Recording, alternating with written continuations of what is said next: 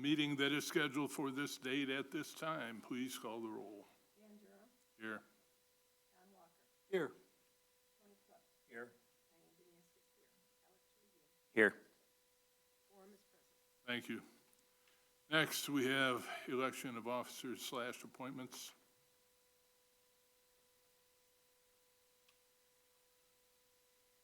We got to come up with everybody again.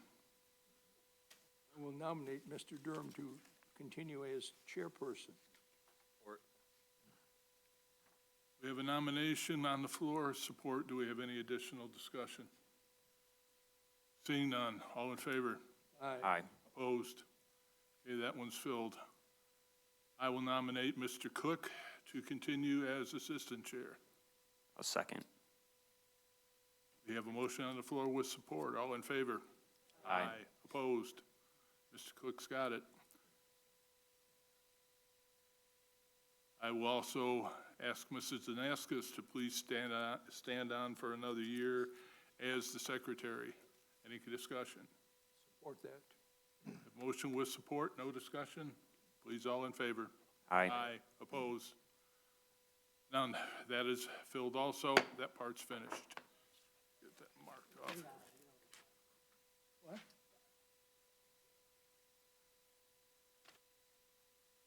Okay, next we got a whole passel of minutes. Oh, the,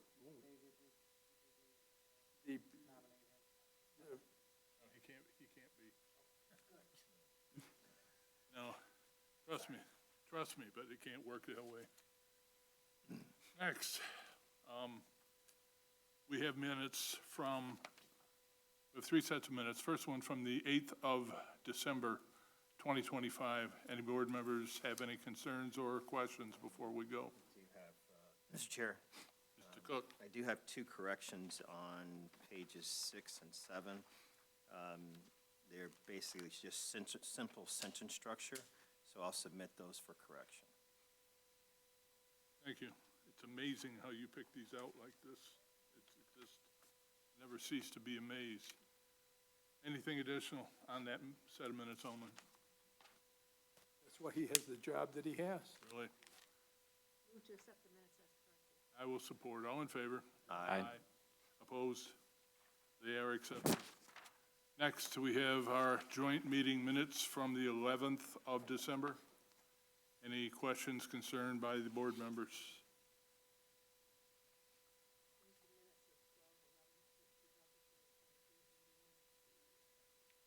Support. We have a motion on the floor with support. All in favor? Aye. Opposed? We're in with that one too. Next, January 26th of 2026, our workshop minutes. Anybody have any concerns about those? Those are a little bit different than some of the meetings we've had before, but anybody, if no one has any concerns with it, we'll get those in the record also.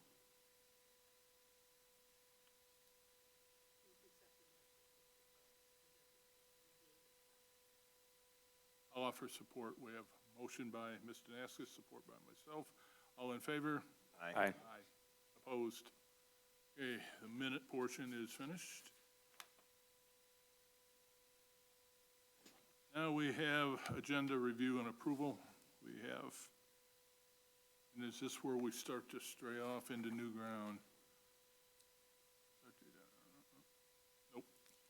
We have agenda review and approval. We have 4 cases tonight. And there will be a public hearing on every individual case. Each case will have a public hearing open time and a public hearing closed time. Anybody that would like to come up to speak will come up to the mic when you're asked to do so.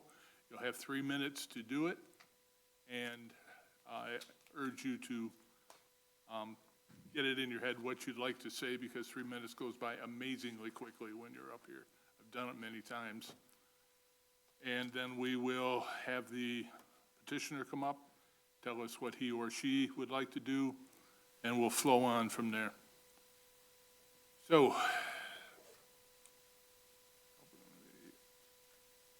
where am I? Move to approve the agenda. Oh, thank you. Yeah, Yes, that is an important part. Support. Agenda review and approval. Anybody have any concerns about the agenda? Seeing none, Mrs. Janaskis has approved it, approved to get it put in. I will second. All in favor? Aye. Aye.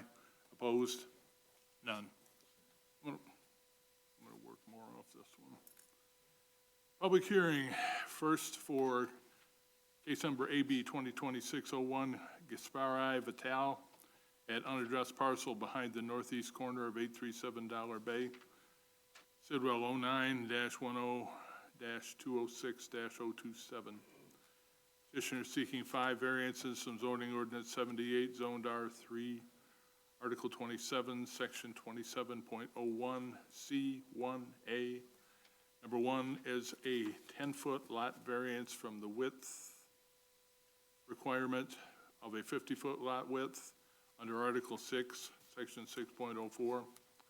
Number 2 is an up to a 5-foot side yard setback variance from the required 10 feet for a house with an attached garage to be at least 5 feet from the property line to the east. Number 3 is a 5-foot side yard setback variance from the required 10 feet for a house with an attached garage to be at least 5 feet from the property line to the west. Number 4 is up to an 8-foot height variance from the allowed 30 feet for a house with an attached garage to be up to 38 feet tall at its midpoint. Article 27, Section 27.17B.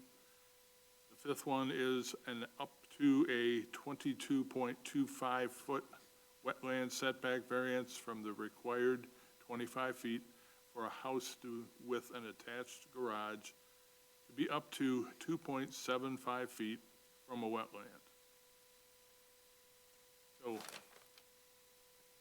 it? Well, I guess first of all, we'll open this public hearing at 7:07. And I guess we go for public comment at this point. So anybody that did come to speak to this tonight, before the petitioner comes up, come on up, give us your name, your address, and let us know. Shouldn't the You petitioner, want to give the position Yeah. to start, and then you get. yeah, petitioner makes presentation first and then the public comment. I got it backwards. I'm sorry. Mr. Vitale, come on up.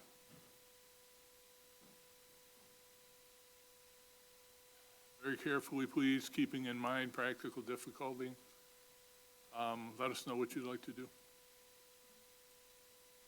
Good evening. Thank you for taking the time today. I would like to comment on the variance requests. My name is Gaspar Vitale, property owner, also home builder in Lake Orion, building new homes, and reason for the variance request. Next to me is Fanita Mena, and Fanita is in our accounting department and sales support. So she's additional support for this evening, if there's any questions as it relates to sales.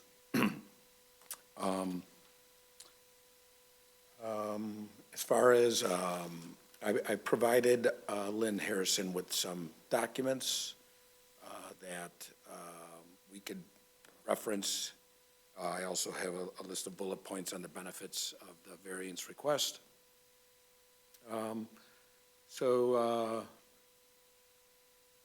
guess we can discuss what's on the board now there. Lot 166, I was here in front of the board, as you know, here in the fall. I had purchased Lot 166, and then the 2 adjacent properties as well, and the ones that, which is 167, 168, 169, and 170. When I went in front of the board in the fall, some of the requests were similar to the ones I'm requesting this evening as it relates to the wetland scenario. So if we look at the property itself right now, Lot 166 has, right now has a garage, an unoccupied garage with a little dormer on it. I don't know if we have a picture of that. Mr. Goodlow, you can bring up, or whoever's controlling the, is that you? Here. Yep. So right now, there's a garage. When we purchased the property there, that garage there, it's kind of delaminated, doesn't look too attractive at all. And the way it's situated, it's grandfathered with its current location, because the current ordinance show every home has to be 30 feet from the front property line. And where the home is right now, as you can see, as soon as someone parks in there, they're already into this kind of like driveway, which is actually the private road that's going to be going to the other properties. So that shed or garage, the current location doesn't function with the current code of being 30 feet from the street. So what we're looking to do is, with the variance approvals, is remove that current structure and then build a new home on that structure. So with the request on number 1, number 2, number 3, 4, and 5, all of them are relative to building a new structure on this property. So the lot right now is this one here where that garage is. It's only a 40-foot wide lot. All the adjacent properties are 80-foot wide. So when you have the R70 rule, or the R3 zoning, which is minimum 70-foot wide lots, it makes it more feasible for 10-foot side yard setbacks. Being that this lot here, the hardship is that it's only 40-foot wide, so requiring 10 feet on either side would only allow for a 20-foot wide structure. So in looking at building a new home, I have a list of bullet points printed here if you guys would like those, or I could just talk to them. Do you have a preference? Do you have copies for everybody? I do. Go ahead and come on up with them if you want to. You wanna-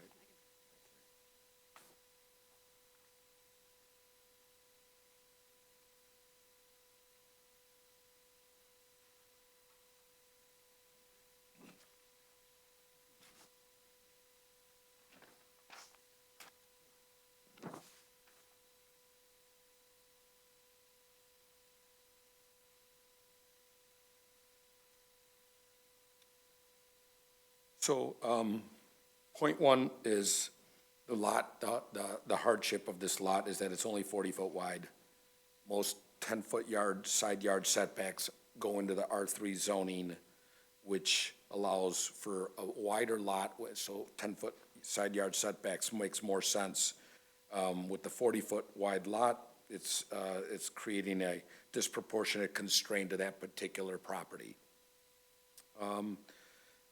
Bullet point 2 is, a wider home on this property maintains a more balanced proportion versus a skinny, taller home as far as appearance-wise, and this it would be a more traditional character for the surrounding neighborhood. So allowing for a 30-foot wide structure would increase the width of the home, allowing for more square footage to be distributed horizontally versus vertically, and would fit better on the lot, and it would allow for more natural construction look. An additional item of allowing a 30-foot wide structure versus 20 would be, the footprint enables bedrooms to be more proportionate, better stair layouts in the home, allows for better lighting for new home construction, and it basically improves the flow and consistency of the home. Also architectural details and overall house quality on a 30-foot wide structure makes more sense than on a 20-foot wide structure.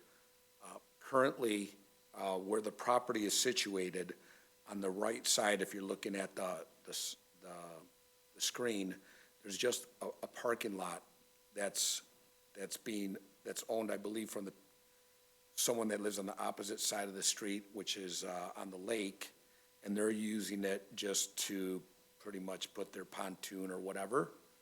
And then on the left side where all the trees are, that's actually our property. And that property is heavily, contains heavy areas of wetland that would not really be feasible. So when we look at, increasing the width of the home from 20 feet wide to 30, which is still narrower than most homes in the area, it wouldn't have any hardship or adverse effects to the neighboring two properties. So you wouldn't be building like by asking to reduce the side yard setback where you have a home right next door and you're only going to be 5 feet from it. So on either side, there's no construction or any homes whatsoever. In building new homes, a 30-foot wide home has a lower construction costs than a 20-foot wide system through different mechanics and such.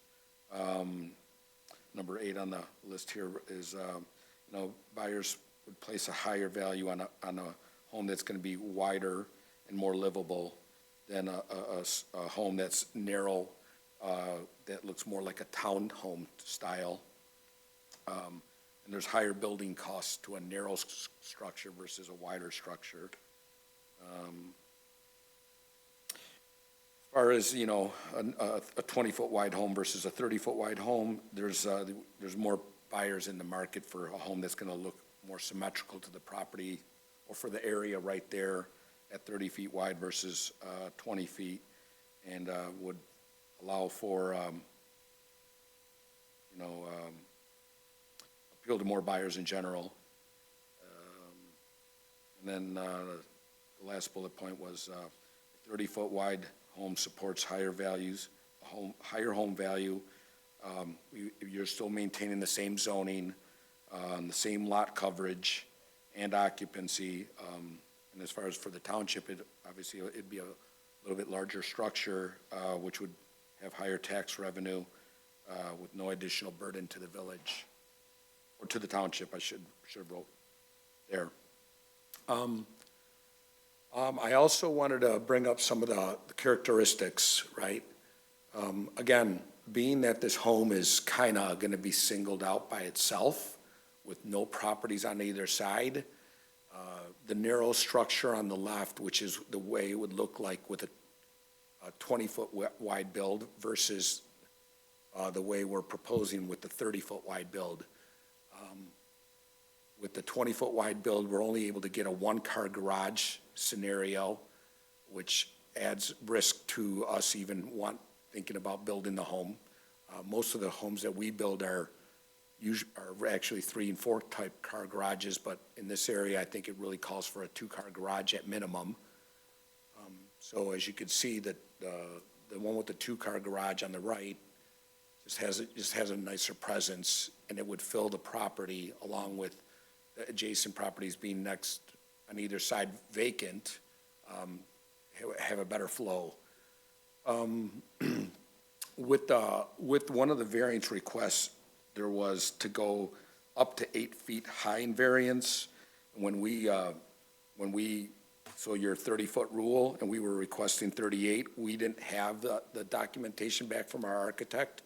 So with that rule, with this design concept, the plan would end up being 35 feet 1 inch. Even though we asked for 8 feet, it wouldn't really be needed. We would only need 5 feet 1 inch in overall height of the home.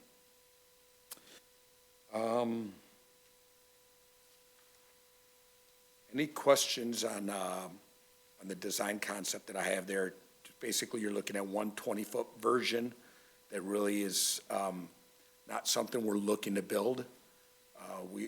With the approval of the variance, we would be building the home on the right side there, the 30-foot wide structure with the 2-car garage. There's also examples, I believe I provided Lynn Harrison some pictures of brand new home they built right across the street from this property. Do you know if it's in there? Do you know, is it one of the art documents? Yeah. So this is considerably larger than what we're looking to build, right? So if you can see the 2-car garage, And our example would literally was a two-car garage with just a door on the right. But this is, you know, I would say similar type construction that we would be building on that lot. So it's gonna be a real benefit to the location and to the neighboring properties versus looking at a shed garage that is unused and it's a detraction candidly. So, we would be looking at building a similar structure of that nature and keeping it within that 30-foot envelope width. This is a three-story home, so our height would be about this, similar in height as that, I would say, maybe a little lower than that. But the construction materials would be similar to what you're seeing there. And that is literally directly across the street. As you could see, where the two cars are parked, and right before the two cars are parked, there's that stone gravel right there. Well, that's the driveway going into this property. And that was part of the approval that we had in the fall. So the driveway going to this property also goes to the other other property that we got approved for in the fall. Questions on this design or as far as construction of the home or? I believe that was all the attachments, Mr. Goodlow, correct? Was there any other attachments? Yeah, so you can see the structure right now compared to what we want to build. And then this is a good one too. So as you can see, the center lot has all the shaded area on lot 167 in the middle. Not right there, yep. As you can see, there's considerable wetland there. So if there was ever a structure built on 167, it would be up in the top left corner. Not, yeah, right around there exactly. So, and looking at lot 166 and just making that envelope 5 feet wider would have no bearing on either of the two lots on either side. And then as you can see, actually, the garage on lot 166, how close it is up to the front, right? So the new structure would actually go quite a bit further back. The new home would actually start close to where the back of the garage is now. And allow for a better situation because currently I think people are just parking on that driveway and their back ends are sticking out onto Shady Oaks, which I haven't had no complaints as the property owner, but I do know some people have just taken advantage of the empty lot, the empty driveway, and just parking there in the rear end. If you park in front of that current garage, the back end of your car actually sticks into Shady Oaks. So I believe I have covered everything there, and I think we've touched on all the exhibits. Okay, why don't you surrender the mic? We'll see if the public has any questions. Okay. And you will be coming back up again, I'm sure. All right. Now is the time. Do we have anybody that would like to come and speak to this particular case from the public?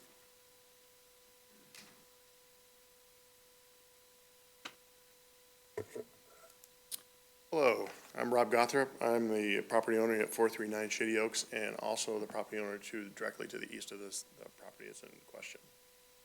I sent a letter to everyone. I think hopefully everyone saw it in the board packet. I have pretty strong opposition to this plan as it lays right now. From a number of reasons. One, height variance is not something that is around. I didn't need one for my house. My neighbors that he showed on here did not need one for theirs. They met, well, everything, we all met within height variances. I don't have as much concern about the side setback, even though I do plan at some point in time on putting something across the street.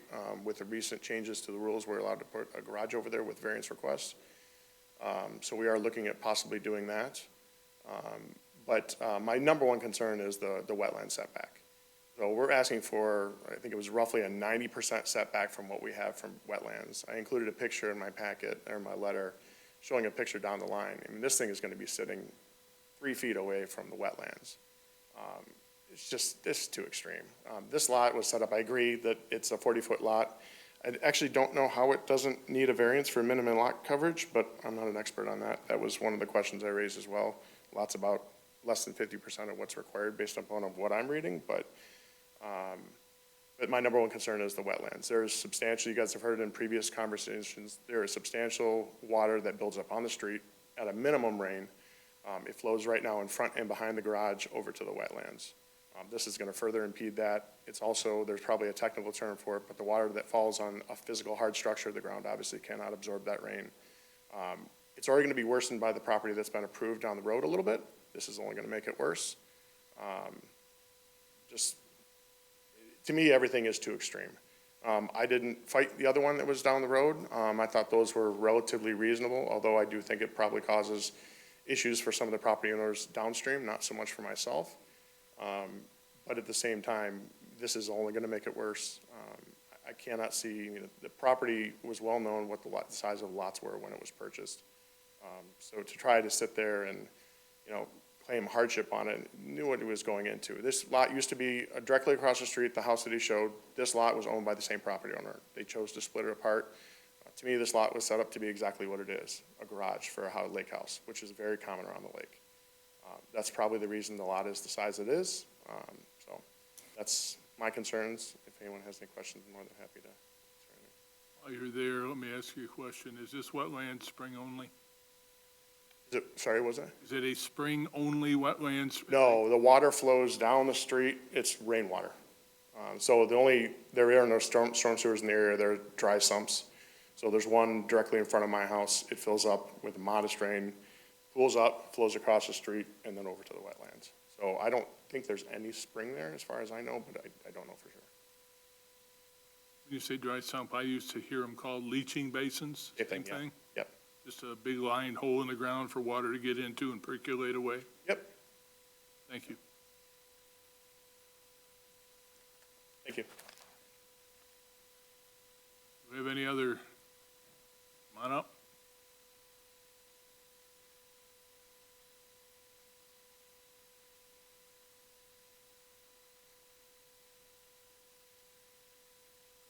My name's Gary Burkhardt. I live at 480 Shady Oaks. I'm at the other end of this guy's property. And we have a lot of problem with water. And there's no place for the water to go because it's getting all locked in. I don't know how you can put a house 3 feet from a wetland. There's no way that it's gonna drain at all. All it's gonna do is lock everything in and it's gonna end up a swamp. I've been there for 40 years. And it's never smelled like a swamp till you started letting all the houses being built along the lake and blocked a lot of the water flow. But that happened, it's done. But I'm just concerned about the water for the wetlands. It has to go somewhere. Thank you. Mr. Nessus? Any questions? No? You're going to wait a minute or two, aren't you? Yeah. Somebody comes up with one, we may ask you to step back up. No problem. Thank you. Yeah, thanks. Do we have anybody else in the audience who would like to come up? Come on up. Steve Fluent, 467 Shady Oaks, so I'm a little right across from Gary. And I just want to support that every time it rains at garage, there's at least this much water that's on the door and along the front of the garage. In addition, the water's coming from Pine Tree down Leidick, and it's flowing into that lower area, basically. It's coming down there. There's no storm drains. And so it floods between out in front of Gary's house where, the road goes through or where it's supposed to go through, where the sewers are. And again, to Gary's point, I think when we talked about the other lot, we talked about sort of where is the water gonna go? Do they have to put retention in? Sort of what are those gonna be? And I guess, why do they have a 20-foot setback from a wetland if we're gonna be going 2 feet? It just, and when I had talked to the realtor when they were selling Candy Garback's house, because I was sort of interested, the realtor said, this isn't buildable. So, when they basically would not they didn't want to put anything on it that said it was buildable, you know, just because they didn't want to be liable, so. Anyways, thank you. Thank you, sir. Anything additional by the public? Seeing none, Mr. Naskis, the gentleman said he had a couple letters or a letter. He has given us a letter. I can summarize it since he spoke, but I'll be brief on that. Your choice. It is that the variance request, the minimum lot size, that there is not a variance request for that, and that the property is just under 4,100 square feet, and the minimum lot required for an R3 is 3,400 square feet. Because they're concerned about severe flooding issues, because it's such a large portion of this area is wetlands or adjacent to wetlands. The open ground that is currently open is available to absorb rainfall and would be blocked by this structure. And then I think the rest of his concerns were addressed in his verbal comments. In addition, we do have a letter from another resident, Heather McMahon, citing, again, I'm going to summarize that the parcel is 10 feet in width smaller than the required minimum buildable lot width of 50 feet. There's a 0 setback on each side of the proposed structure possible. Concerned that allowing less than 5 feet of setback on the structure is already very small for what capacity on the structure, and that this might impede property rights of the remaining owners. Concern about the height, that the house is quite tall for the area and might impact privacy.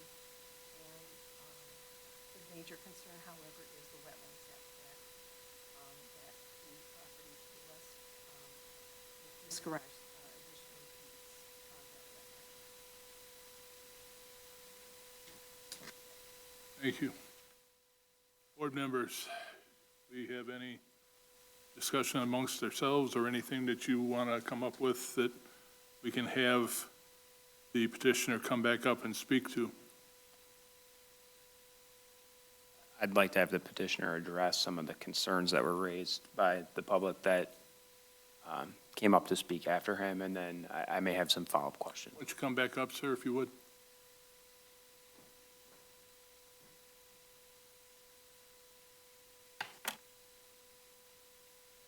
You got the floor. Can you just address the three gentlemen that raised the concerns? If you were listening to their concerns, then I know they raised concerns on the lot size, generally the width, and the flooding issue with respect to the wetlands. If there's anything that I've left out that you recall them stating as a concern, please address it.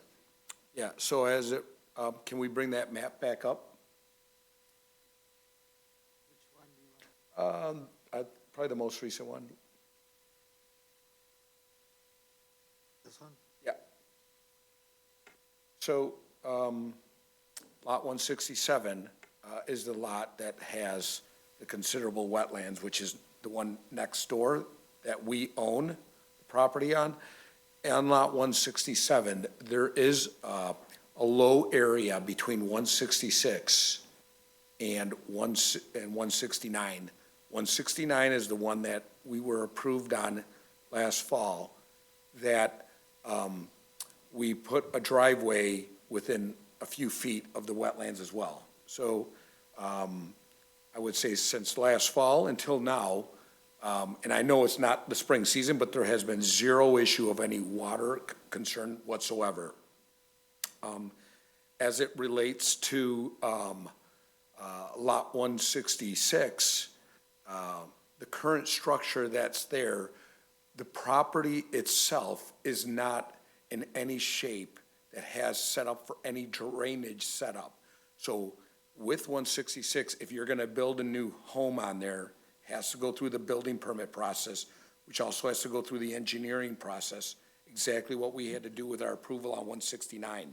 So you have to create swales within the property or ditches within the property to control where the water goes.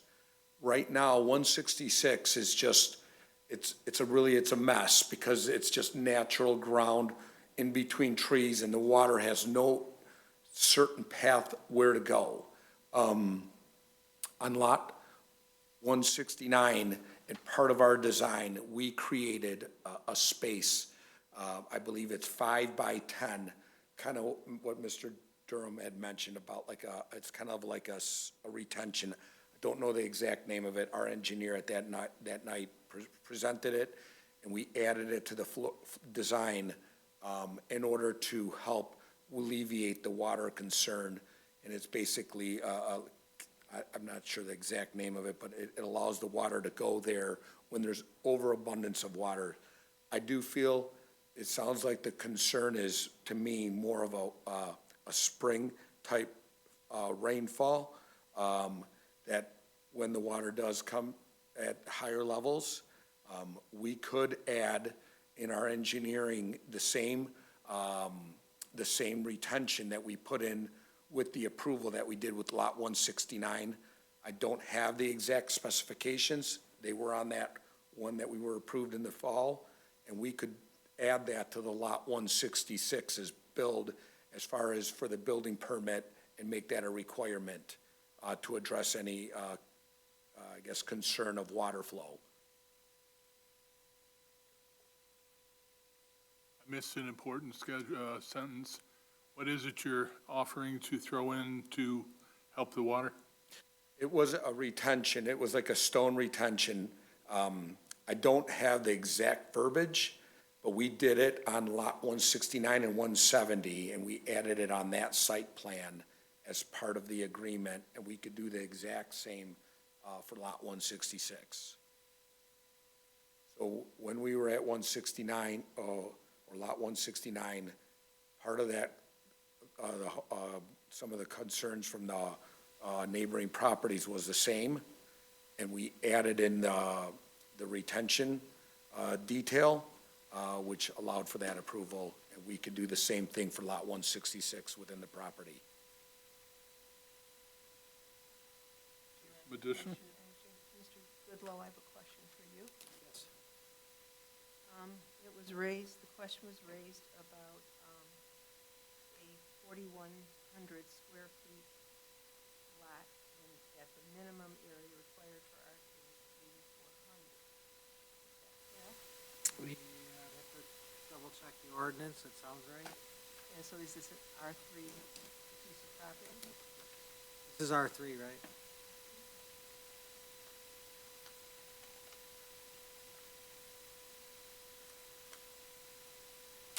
I'd like to maybe add something to this, and I didn't request anything, any variance as it relates to lot coverage. From my understanding, the coverage is, it can't be more than 25% of the lot size, and I could be misspoken there. So when we looked at one of the variance requests, we didn't add that as a variance request because we were gonna stay within the 25% rule. So if the lot, for example, is 40 by 100, that would be 4,000 square feet. 40 by 100, 4,000 square feet. We couldn't build more than 25% of that on the property. So we were going to stay within the 25% rule. Just one comment. I'm sorry. I think we're taking, Mr. Goodlow, again, I'll ask for clarification. I believe those are two separate variances, that allowing 25% coverage of the property is one requirement, but the requirement for a minimum of 8,400 square feet of lot size is another requirement, am I correct? Yeah, I mean, it does say that it is 8,400 minimum lot area. So, I don't know if that is included in the 10%.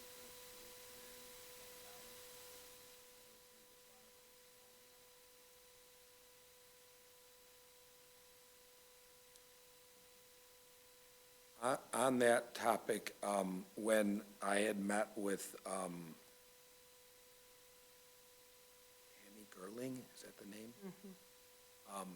She had said the variance requests were these variance requests because she had said that something to do with that lot coverage, it would be better to ask for a side yard setback versus trying to do anything else because she said you're already under the 70-foot rule. So she had requested it'd be easier to ask for a side yard reduction versus anything else, because we didn't meet the 70-foot rule.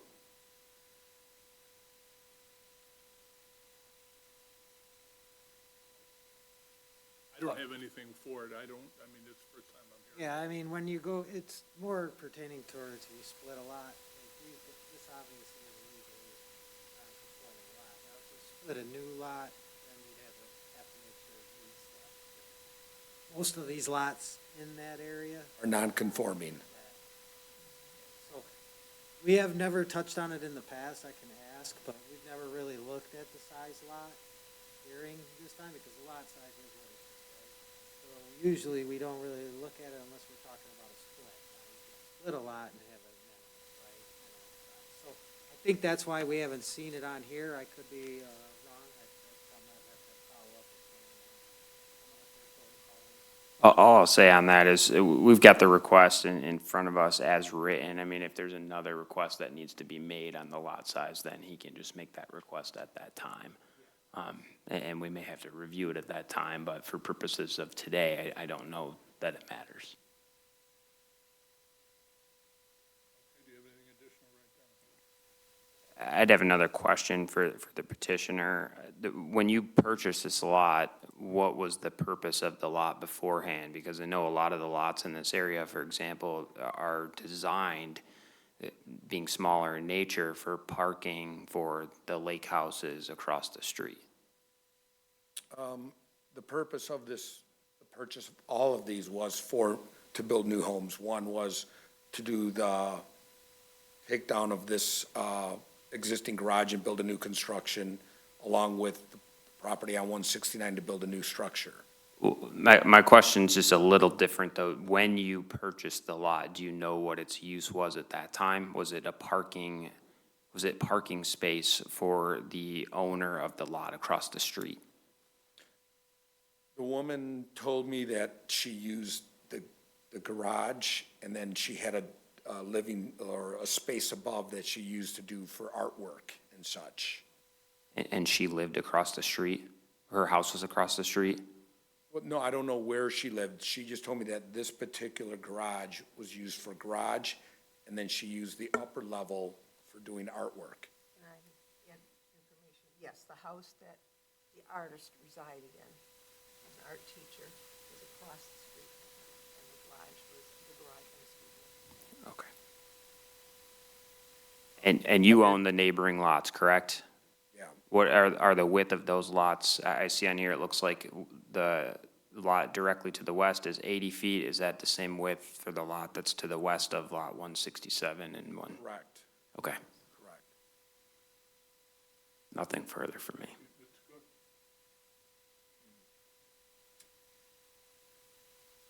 So just from a clarity standpoint, the lot that we're speaking of, 166, you purchased that separate from the home that it was originally attached, or not, I shouldn't say attached, that it was owned by the same person?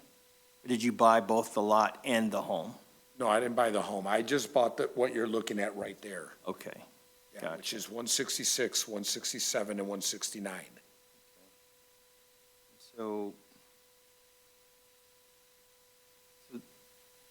I think I can offer my peers some clarity here on the 70 feet. The minimum 70 foot is for the R3.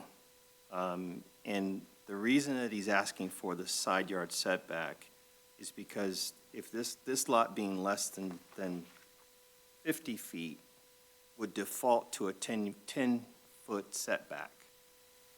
Because on the lake, there are some reduced side yard setbacks based upon the lot width between 50 and 70 feet. So that's why he's asking for the side yard setback, because it would default to 10 feet if we were to approve it. The other portion that I have in terms of the question, if you will, is if you were to put in the stone retention or sump, where on the property would it go based upon where you're putting the home? You know, on that scenario, what happens there usually when you're working with the building department, the engineer from the township, Yep. and our engineer work together to find the best location. So, okay, Yeah, so I wouldn't be the right one to say, yeah, the front corner. I would say we could make that a requirement, and then the township engineer and our engineer together work to find out the best location for it. so do you recall on it was 167 that was approved, It was 169, 69? yeah. Okay, sorry. 69. So where, you recall where on here that was On finally? 169, it was somewhere towards the front of the property. Mhm. I don't know exactly where, but it was somewhere towards, closer to the street. Gotcha. Again, I wouldn't want to guess. I would let the engineers, that's what their expertise is, and let them decide what's the best for. No, they've decided it, is what you said, right? On that particular property, we made a decision to put it in a location, but at the same time, we haven't applied for that permit. When you do apply for that permit, that's when they do that review process. Okay, So if they decide, even in what we submit, that here, we have it here, but then through their process, they say, no, let's slide it 10 feet north and 3 feet left, that's part of their process. all right. And we do that all the time with engineering firms and townships, as far as what makes most sense for the drainage. Thank you, sir. Are we getting off point here a little bit? I mean, isn't our first decision that we should decide whether or not it can fit on this lot or no? That would be. Yeah. Chair, can I ask one more question? I'm sorry, can you tell me again the total square footage of the house itself, the structure? So we haven't determined it yet, so what we were going to build would be, I have some calculations.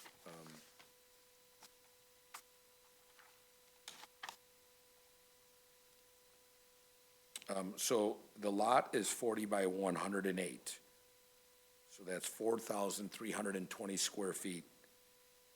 We wouldn't be able to go more than 25% coverage, is what I was told through Lynn Harrison in the planning department. So the first floor of the home would be 1,080 square feet. So with the consideration of a garage being within it, the home being three-story home, which would match the home across the street that was just built, the home square footage, if just without having exact floor plan completed, would be in this 2,100 to like 2,800 square foot range.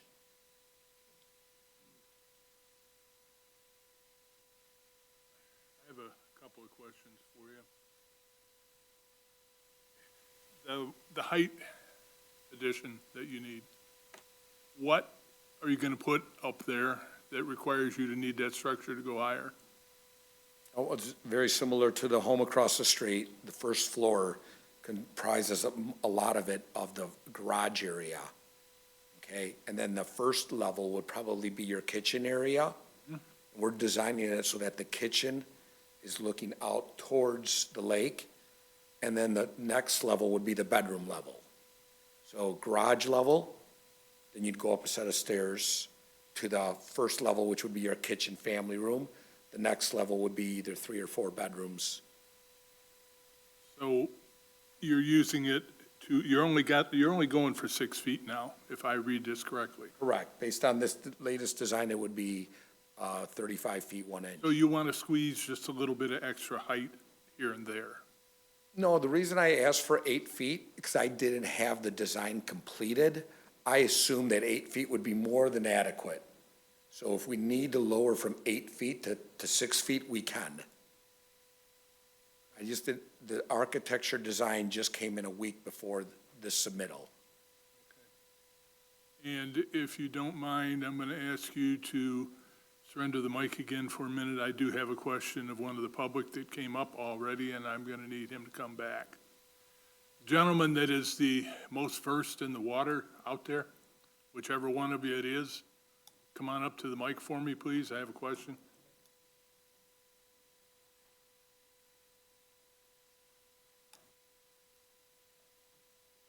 Tell us who you are again, please. Rob Gothrop, 439 Shady Oaks. Okay, we are talking about your opinion now. Your opinion as a man that lives there and sees it. You see it in the summer, you see it in the winter. The gentleman spoke of putting in some assistance with water handling, and it was my memory that something had gone in last time he was before us. Are you aware of where it is, and if you are, does it work in your opinion? Don't believe anything has been put in as of yet. I think it's planned to be put in, but nothing has been done. So the flooding is as bad as it's always been. I guess it's a minor rain that it floods the street. It's coming down from the street from both sides. And we can probably agree that with 8 inches of snow on the ground and all the frost, the water hasn't started to release yet this year, right? No, it's all still frozen across the street. Okay, so the worst is yet to come. Oh, yes. So you're not aware of it going in, and we're just talking about your opinion. You might have been at work that day, so because you don't know it doesn't mean that you're casting aspersions on anybody. Yeah, to my knowledge, nothing has gone in as of yet. Thank you. I will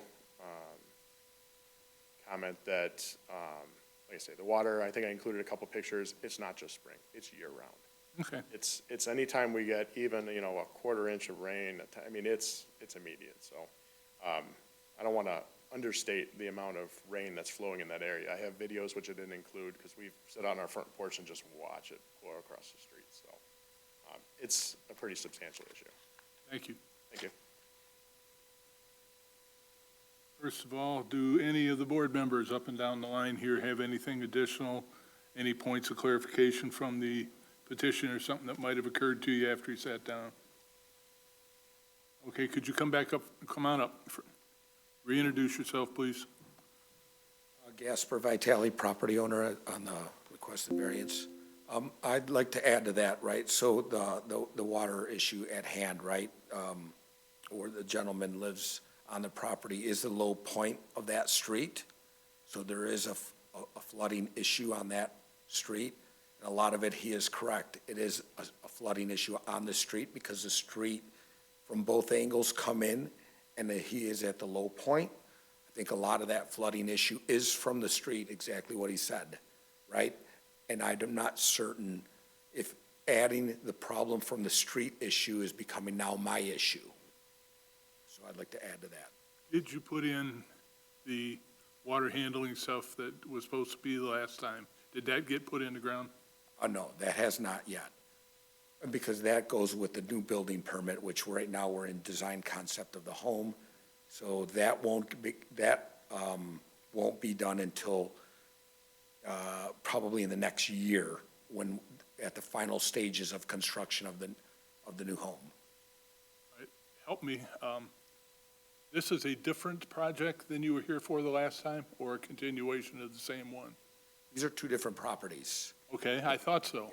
Yeah, they're two different properties. The one that we got approved on is in architectural design concept. I got you. That has to go to the building permit to get approved, and that's when they lay out the water flow management that we proposed there, which I'm also adding to this scenario. But again, in reinstating the water flow issue from the street, that goes where the gentleman before us came in. There was low area of the street, and the water comes from both angles. And it seems like that's also adding to my problem. I am across the street. Again, I'm looking to add this additional retention area, as I did on the other property, in order to help maybe even a scenario that's not my cause, because it's more of a cause of the actual road. Mr. Goodloe, while we've got him here, do we need to adjust his motion request or his variance requests? Add, I hate to put this in your lap. No, that's okay, I would definitely touch on the 5'11", I believe it is. You're actually gonna give the actual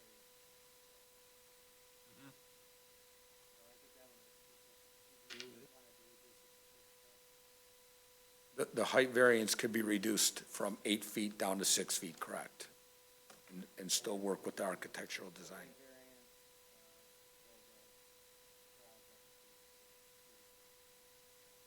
There would have to be some change.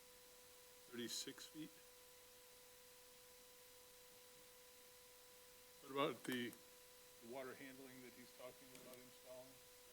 You can, If he's agreeing to that, that would have to be part of the motion also, right? yeah, you can put that in the motion.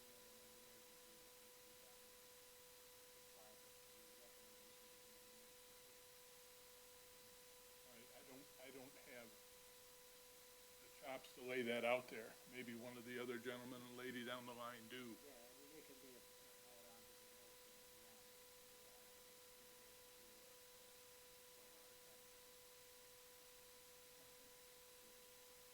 Sure, my real concern is that there's water there, and is this going to aggravate the water? And if it's going to aggravate the system, I'm against it. But if he can do something that will not only make it better, but make it better if it's not even his doing that made it worse in the first place, if that makes any sense at all. And then it's another ballgame, as far as I'm concerned. Well, I do have to bring up, though, he has agreed to do it with the other one. It has not been done yet. Is there anybody with, again, the possible exception of Mr. Goodlow, that could tell us the degree that this helps, if it is going to? I mean, I know a good old-fashioned leasing basin with the proper walls to it. It'll go down there and go right underground and be there until it's gone. But I don't know if that's what this is.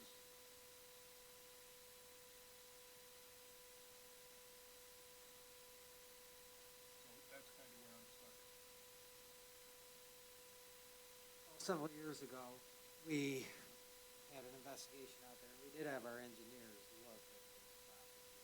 The property to the north actually built up their property at that time. There was some issue, according to our engineers. We have the document right now.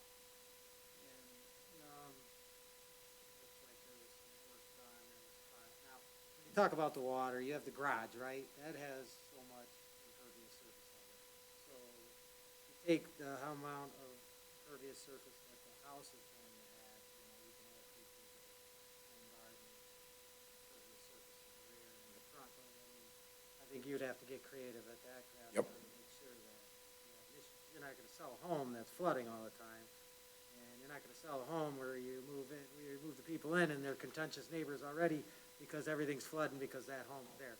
That's just bad business, and we're gonna do everything in our power to make sure that doesn't happen upon our review.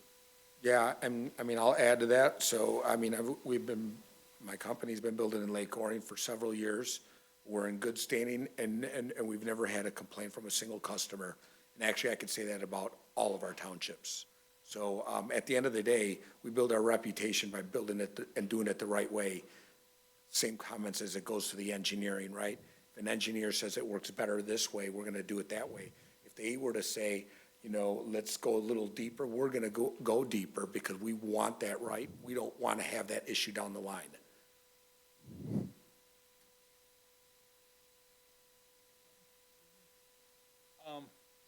Not for public comment, nothing further. I understand you, and I hear what you're saying, and on the face of it, it sounds good. But I have an issue, and I met you last fall apparently, and I haven't seen you between then and now, I don't know you. Probably a great builder, but we like to have people walk out of here knowing what they have agreed to, and we like to know also what they have agreed to, so that the next day, everybody knows the same thing. And for you to believe you've got a good faith idea in your head about what you've agreed to, I don't know, I'm having an issue with it. Any of the other members, if you've got some help for me, please do. Well, and that's why, I guess as far as adding the motion of saying we're gonna go ahead and include the basin structure, and we can use the same basin structure that we used for the other property, to add it to this approval is what I'm willing to offer in addition to what was requested in the variance.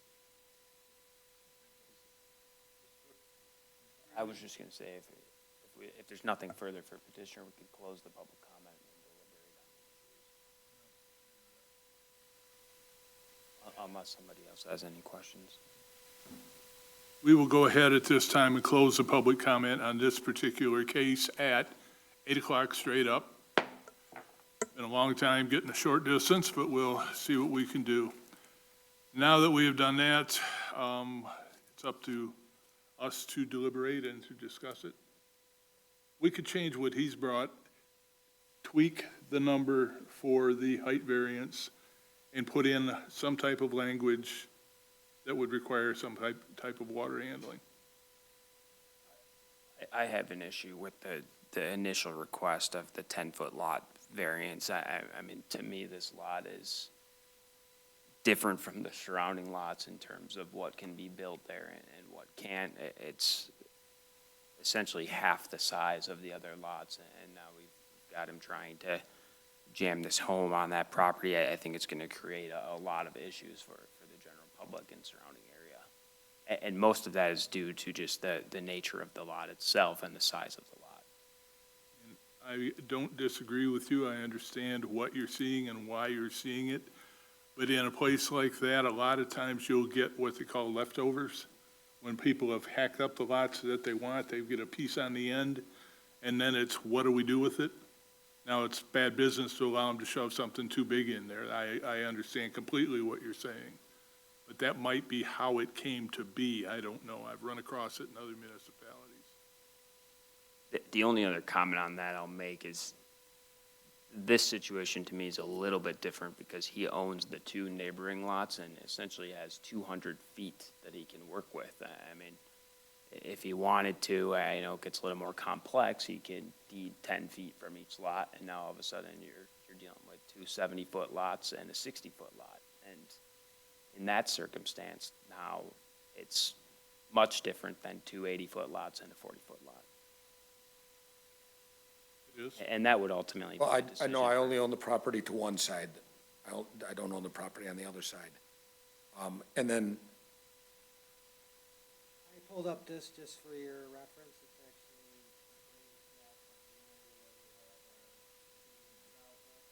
See that it's like half a lot.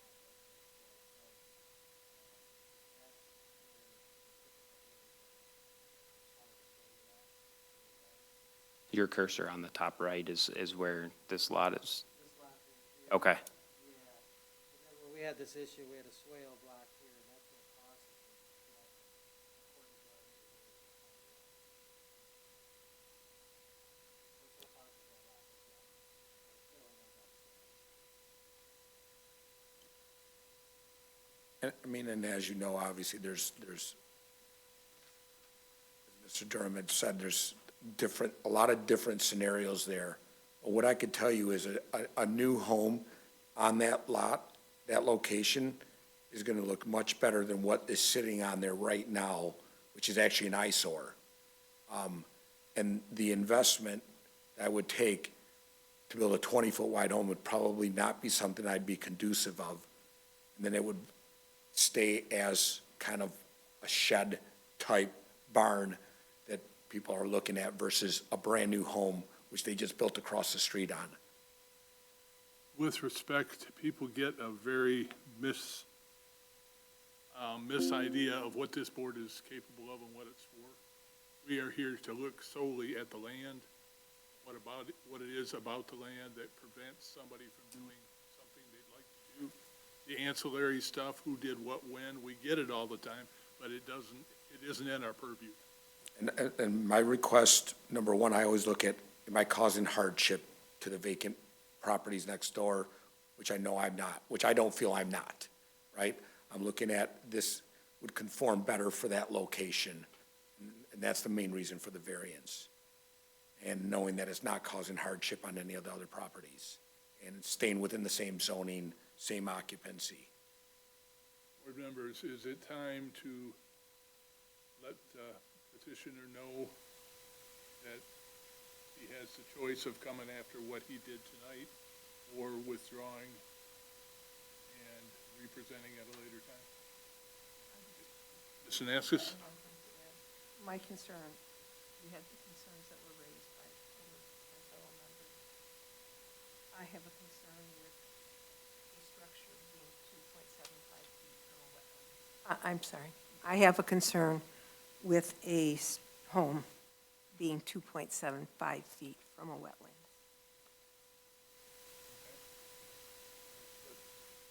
Also, I don't see that we have dates certain in that situation unless it's, usually we, Listing here of them somewhere here. I didn't have one. I don't know if there was one floating around, but if there Yeah, is, then, we do have okay. dates certain, February 20th. okay, never mind on that then. Yep, or March. I just wanted to make sure before we We do. explored that. Walker, Mr. Cook, what do you think?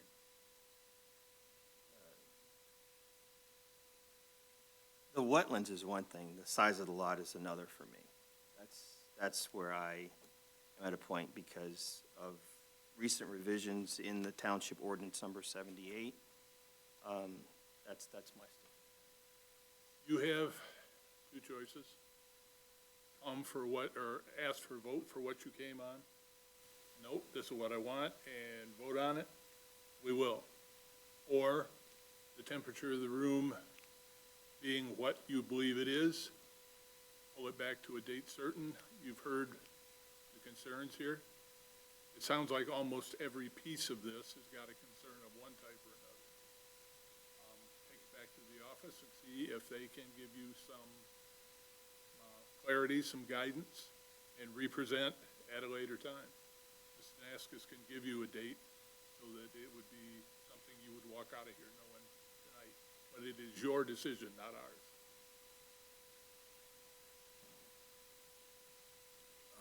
And then as it relates to,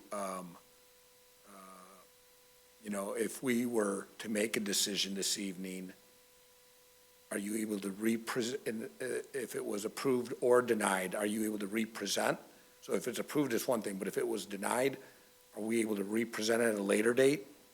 Additional information to get that re-reviewed? Once the case has been, and back me up, please, once the case has been denied, it's not gonna be, well, nobody can ever talk about it again forever.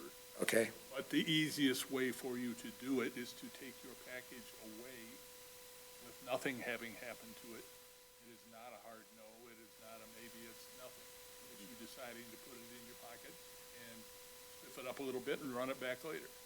If you Yeah. go to a date certain, there won't have to be another advertisement and fee. You can work under what's here tonight. okay. But that's your call, and I, with respect, ask that you, unless you have something else from us, make it as expeditiously as you can. Yeah, you know, and so with that said, I think that there's additional data that I could probably bring from my engineer, right? We had mentioned using the same drainage scenario as the other property, but I don't know exactly what that is, right? So I do believe that maybe going back and bringing some of the information to the engineer and having that for the next meeting might be able to give you a little bit more confidence and more information to make a better decision. So, so I'm okay. It's not an urgent matter of this approval, right? So yeah, we can, at the moment right now, I'd be okay with holding off. I could go back to finding out a little bit more information about the engineering side of things and repropose and bring that back to the board. That may be in your best interest. What also may be in your best interest is not waiting until your time runs out and it has to be re-advertised. Mrs. Danaskis has a list of dates certain now. You might want to grab one. Okay. We have February 23rd, March 9th, and March 23rd. Any You of need those? that answer right now? Yes. Yeah.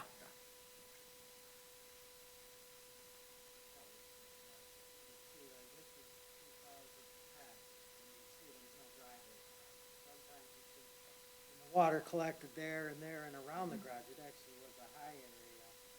At some point, was it here, you see 2012, valve's good, it started to get stuff on it, bam, and then somebody filled this in, right? And that caused the water to push down this way. You can see, now we have a driveway there, which is all impervious surface, now you wonder why all that floods. When you get into these subs, this is just a little history lesson. Take a lot and they just dwindle them down more and more, and you end up with this, and that doesn't have any engineered drainage on it. So that's something we will have to ask for during this process. You got your date. What were those dates again? Ron? Yes, February 23rd, March 9, and March 23.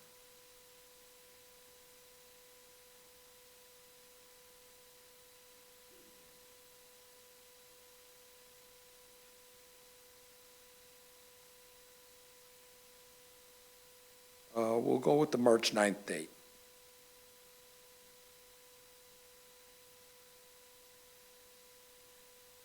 Anybody on the board have a motion to that matter?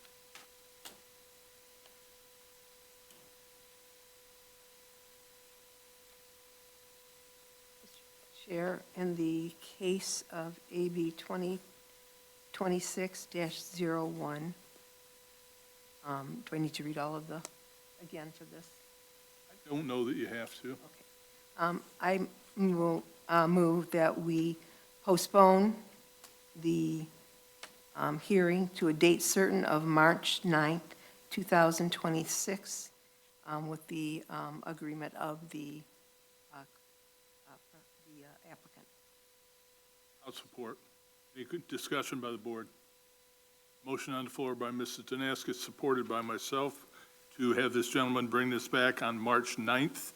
Give him the opportunity to possibly put some information together that will help the next time we see it. Please call the roll. Terrigian? Yes. Danaskis, yes. Walker? Yes. Cook? No. And Durham. Yes, passed. Your motion to bring it back has passed. And we will see you next time. All right. Thank you, sir. Thank you. Have a good evening. Thank you.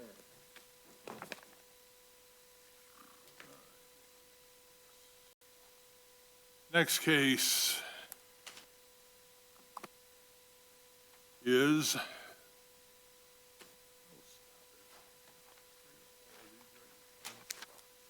The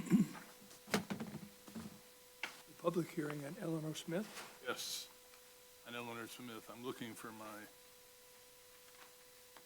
got it here. I know I do.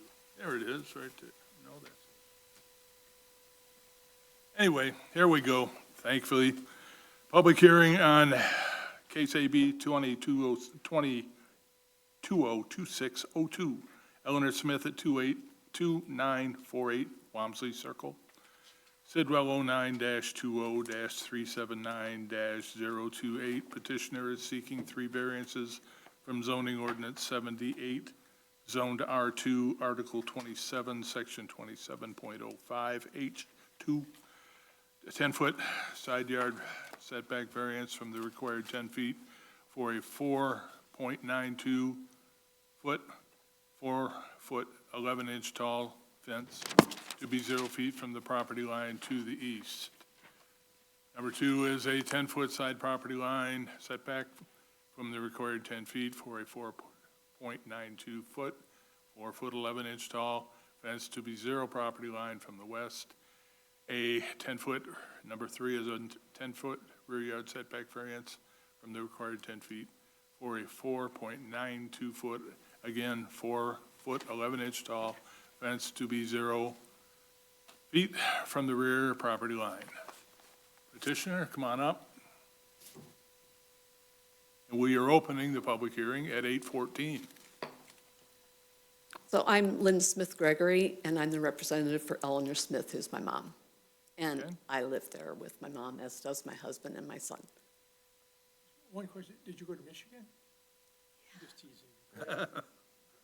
Me and all my siblings. You bought a nice basketball team, is all I got to say. Go ahead. Let us know what, reading through the information, You replaced a rotted fence with a non-rotted fence Exactly, that was in the exact same spot? exactly. Was it the same height?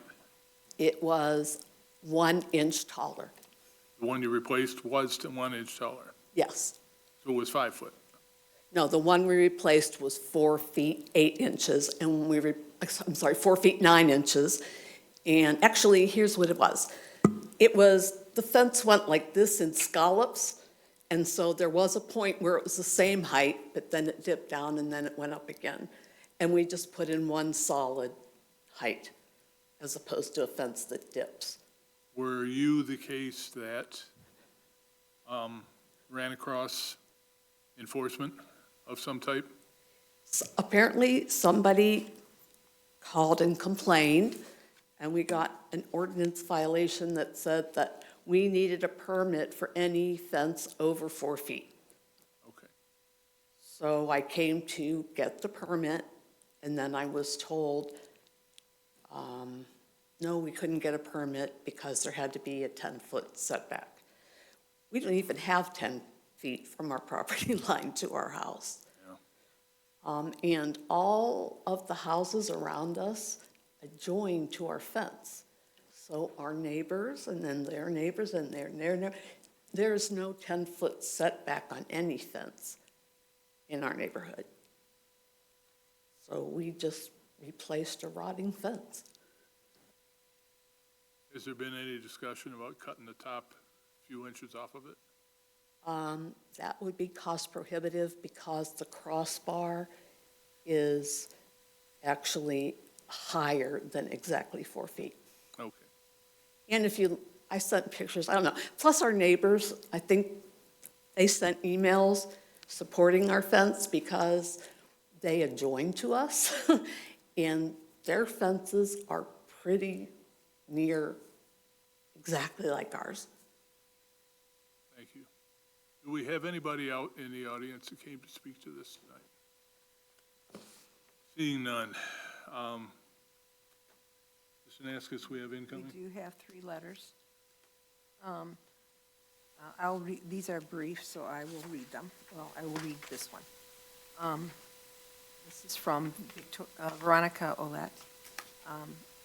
Hello, Ms. Harrison. This email is in regard to our neighbor's fence, 2948 Walmsley Circle Drive, Lake Orion 48360. I live across the street at 2945 Walmsley Circle Drive, and I see my neighbor's home from my property.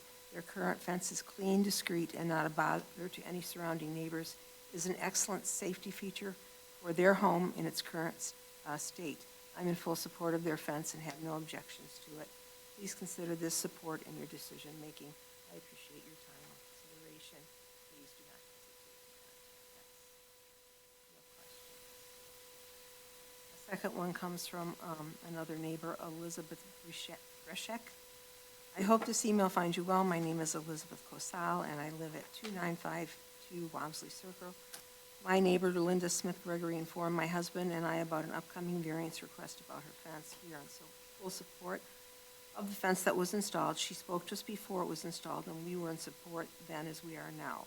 The old fencing had been falling down and missing whole sections, which was an eyesore, on top of a safety issue with young children and a dog in our yard. The new fence is a marked improvement.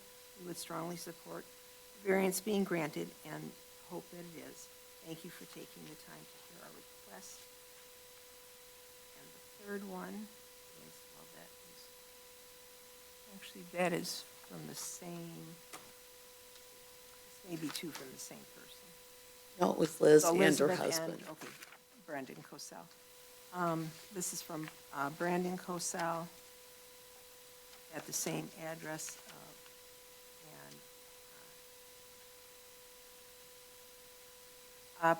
Per the notice I received in the mail, I'm writing in support of this variance for the subject property name and address.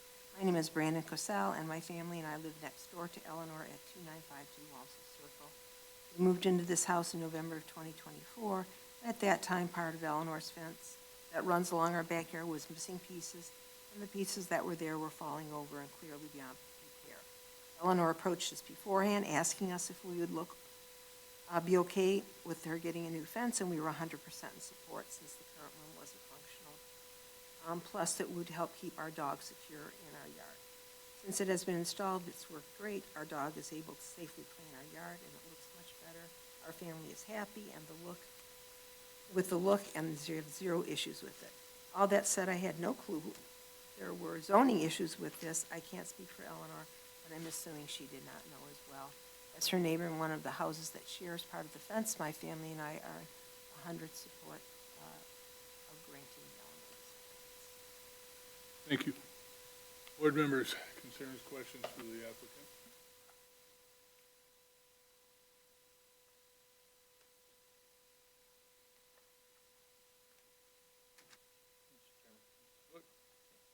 Thank you for coming tonight, ma'am. Just in terms of reading, not that any HOA has any bearing on our decisions at all, but I was noticing that the architectural board was aware of the fence and listed off some things in terms of how you guys, those homes came to even have a fence. Part that I was unclear on is how many total are there, and are they kind of back-to-back? Are they all in a straight line? Do you know anything about There are that? various models throughout the neighborhood, but I don't know if the three to our right and the three to our left were models. I know to our left was. Do you remember, Mom? Models? The house on either side were models? I don't remember. Okay. We don't remember, but We purchased, Yes, ma'am. didn't purchase the model. It was the second, we're the second owner. But when I walk around our neighborhood, all of the fences are on the property line, and some are 6 feet tall. And I know the people who had the 6-foot fence because they had German Shepherds, and so did we, but we didn't have a 6-foot fence. But there aren't any fences that are a 10-foot setback from property lines because the fences, it's one fence in between property. Yeah, if your fence were 4 feet, you would not be here right now. That's the trick. That's, Okay? yeah. So, and the reason I was asking that is because I'm just trying to understand, because I did get a chance to go by the home, and I could see it looks brand new, maybe 3 homes. So did you guys go in together to? No, well, no, we replaced our fence, and then they got our fencing guy to do some fence in their yard, and it's the same fence, but the complaint was only made for our fence. Okay. Okay. Thank you for clarifying that, because I was a car that was loitering in front of your house on Sunday. Yes. Do you know the heights of the neighboring fences? Are they the same exact height? Yes. Okay. Because they had the same person do theirs. And it's connected, correct? Yeah. So basically, if you took out your side piece, then they have no side They piece. have no side fence, correct. And on one side, we already have a patio and a deck, and we can't put a fence across the patio and the deck. I mean, it'd be a mess.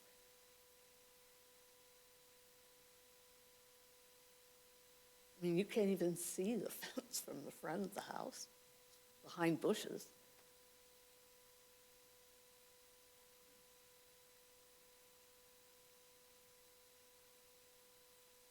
Walker, you have anything? Mr. Naskis? Do you have anything further for us? No. Is the ordinance enforcement action going to go away if you get your variance? Yes. That's good. You still have the dog? No, but that doesn't say we're not going to get one. But we are not going to put in a 6-foot fence. No. I'm glad of it. So we got problems with the 4.5. We're sticking with what we got, I hope.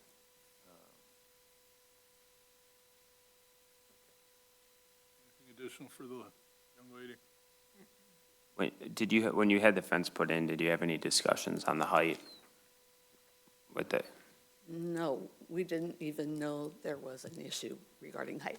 If you see the house to the right of us, their fence is the same height as ours is now. This is a picture of when we had the fence taken down. See, you can't see a fence around our property right now on that picture. If you look at the house to the right, they have the fence. In the time that you took the fence down and put the fence up, what was the length of time? That's the thing, is there were several months because the original person that was going to replace it for us ghosted us. We couldn't get a hold of him, so we had to find somebody else.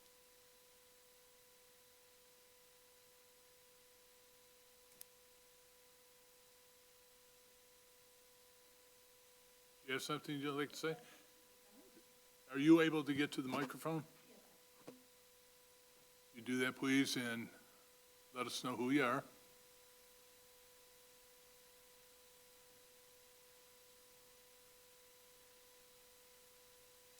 I just want to say, the picture of the house without the fence, the house next door has a fence just like what we had taken down. I Remind us just who you wanted are. you to know that. Tell They them were- who you are, Mom. I'm Eleanor Smith, I'm the owner. Very I'm good. sorry. So I just wanted you to know that. They put up their fence to match ours. Thank you. Thank you.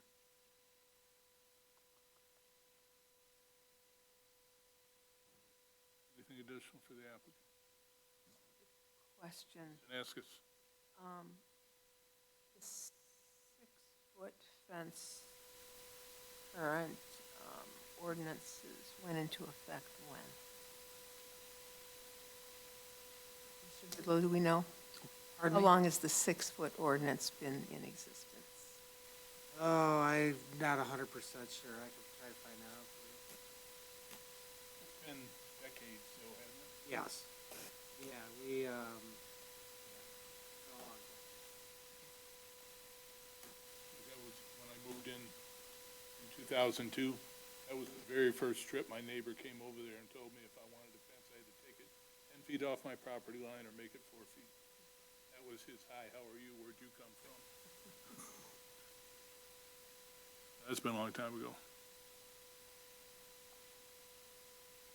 I'm going to go ahead at 8:27, close the public hearing, and now it's up to us. You folks have any further discussion amongst the board, or return, Mr. Goodlow? 1984. 1984, thank you.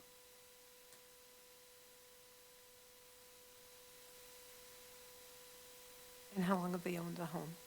Since 1976. So I guess my question, I don't know if it's a question or just a, when you put something in before an ordinance is in effect, and then you have to replace it, and all the other ones around you are the original's heights, I don't know, I just look at, it's kind of a hardship to, you know, they all bought these fences at the same time, the ordinance comes in and changes. Now you change one, and then what happens to everybody else is they all connect.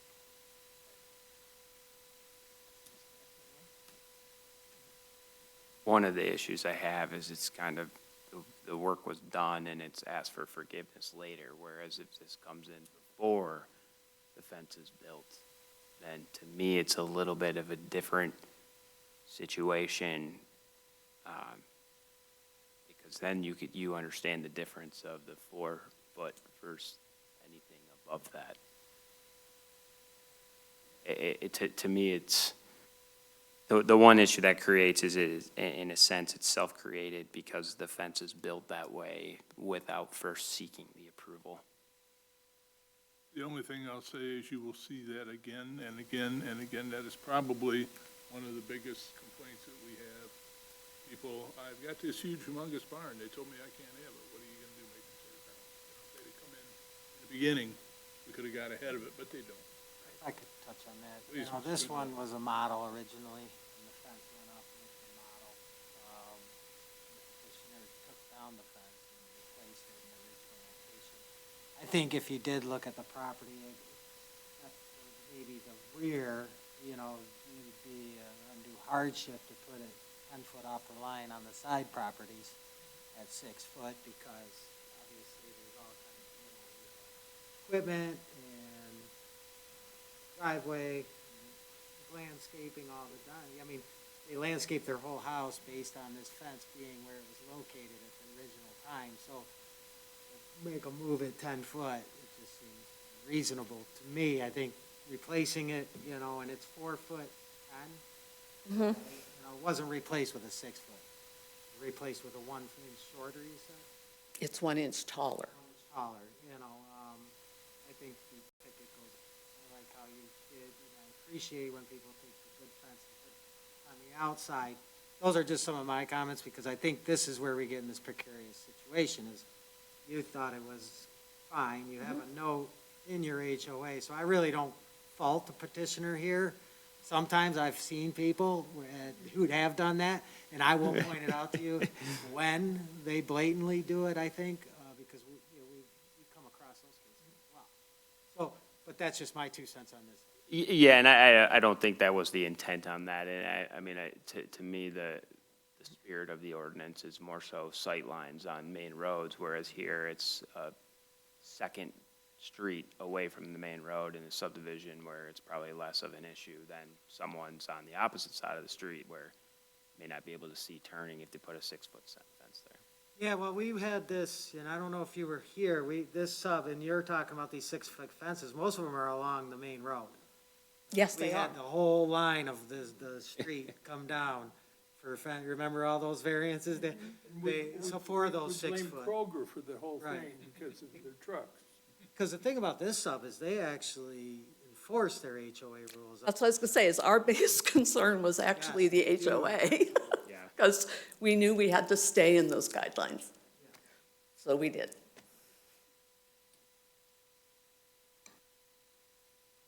we've got nothing else, if somebody's ready for a motion, that'd be good. That'll put us halfway home. We'll go line. No, well, not really. There's no more football.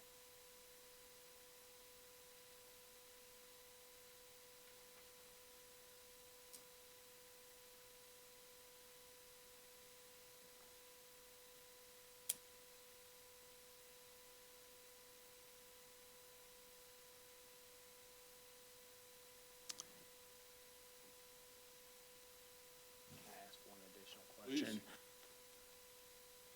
So you said that there's no way the height can be decreased without the support pole. I'm just wondering for the back line there, if the back line's essentially drops 9 inches, It then doesn't. you wouldn't need a variance on that piece, and you'd only need the side variance. Then the fence wouldn't be consistent all the way around. Plus, if we drop the sides, our neighbors, they already have fences that are. I'm only talking on the back line. Can, Mr. Goodlow, could you just bring the picture up of the new fence?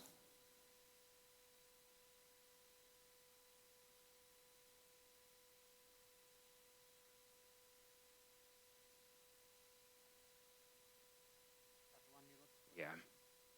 And then can you just show me the old fence right above it? Okay. And it's essentially the same fence. Like I said, I think there's an inch difference. Do you have a little slope in that back corner of your yard? On the left Yes. side there, is there a little? Yes. Is there any other sloping on any other portions on that back line? No, but there are a lot of AT&T boxes there now.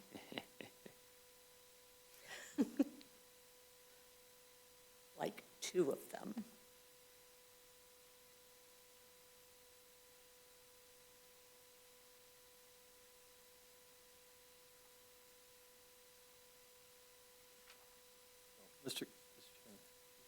Mr. Goodlow, in terms of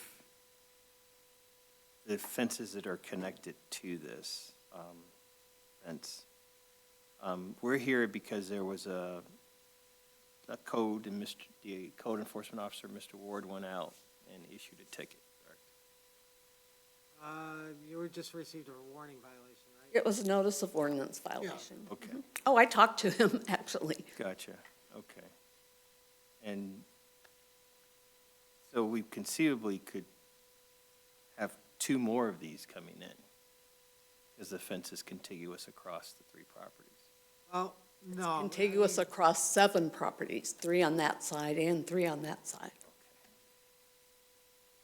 They've been there for some time. Mhm. And typically, how our, talk to our staff is, if new fence goes in, it's gotta meet the ordinance. And we see these old, like if they're old, Yeah. they are old. Are they in this area, or they've been there a long time? I'm assuming? Or is there any new ones? Because typically, we do write up new fences. If you take down old, you're taking down a existing non-conforming.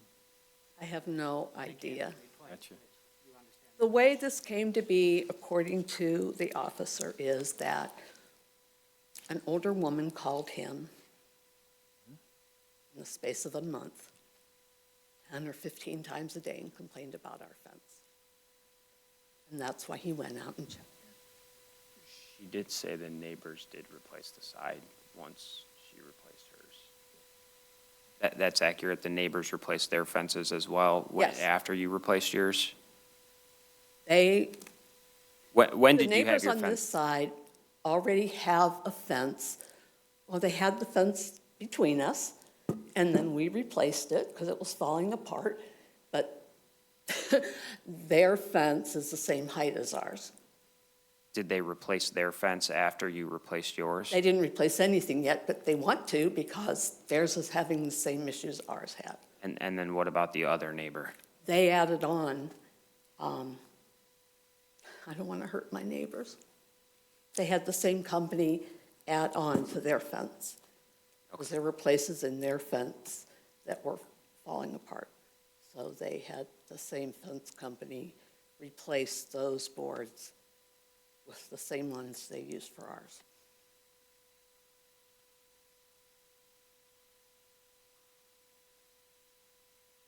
Since we're just kind of batting this back and forth, I'm not sure that I wouldn't look at this as a substantial property right that these folks have.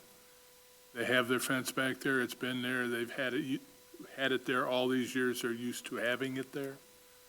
And it is going to, by my reckoning, it's not going to be a negative impact on anybody. And Mr. Tregan is right, it will spread down the line, 1 or 2 spaces, or 3, or all of them. But again, I know, I don't want to say there's no small problems, any problem needs to be looked at, that's not the point. But some of the things we see and some of the things people want, they just are trying to make themselves whole more than improving it or doing anything dramatic. And as these things go, maybe I'm missing something, but I don't see it as a serious problem that we're gonna have to try to get ahead of, like when the 6 feet got away from us that time. That was miserable. And if you make them put it back in off of the property line, then you've got the misery that starts. Who has to maintain the other side? Do they have permission to get over there to maintain it? And it's just a snowball, you push it downhill and you never know what's gonna stop. Seen it before, been there. Here's a picture from 1974, so that kind of tells you what we're dealing with here. Cursor on their home? Yeah, that's theirs, like you can see this fence. Yep.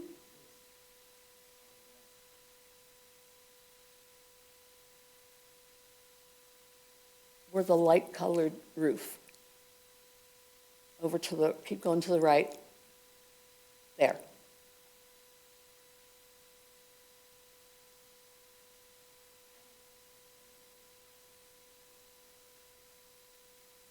The one where the road's coming in almost goes directly up our driveway.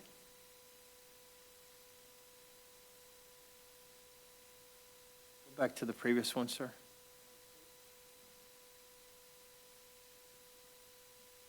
Thank you.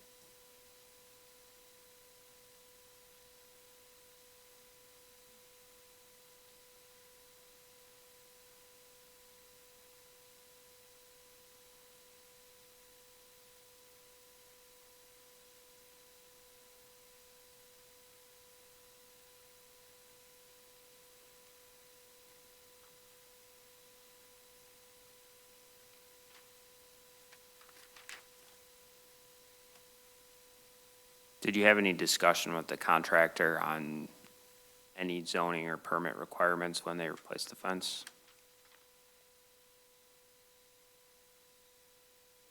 He was licensed, that's all he had insurance. Take the lady's spot.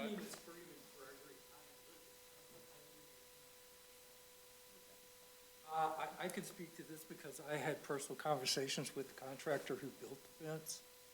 And he told me of how he built the fence and how it was necessary for us to provide a survey sketch, to make sure that he stayed within the confines of legal, where he was supposed to do. And instead of building the fence on the property line, he built it inside the property line to make sure that we would avoid any kind of questions about imposing on our neighbor's property. Thank you.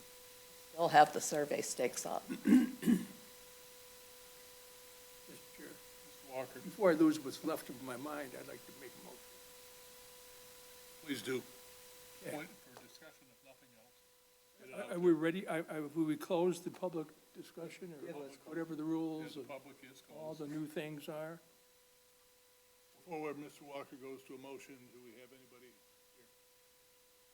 Go ahead, please. Mr. Chair, in the matter of ZBA case number AB 2026-02, Eleanor Smith, 2948 Walmsley Circle Drive, Sidwell 0929379028. I move that the petitioner's request for 3 variances from zoning ordinance number 78, zoned R2, Article 27, Section 2701H2, Number 1, a 10-foot side yard setback variance from the required 10-foot for a 4.92-foot, 4-foot 11 tall fence to be 0 feet from the property line to the east.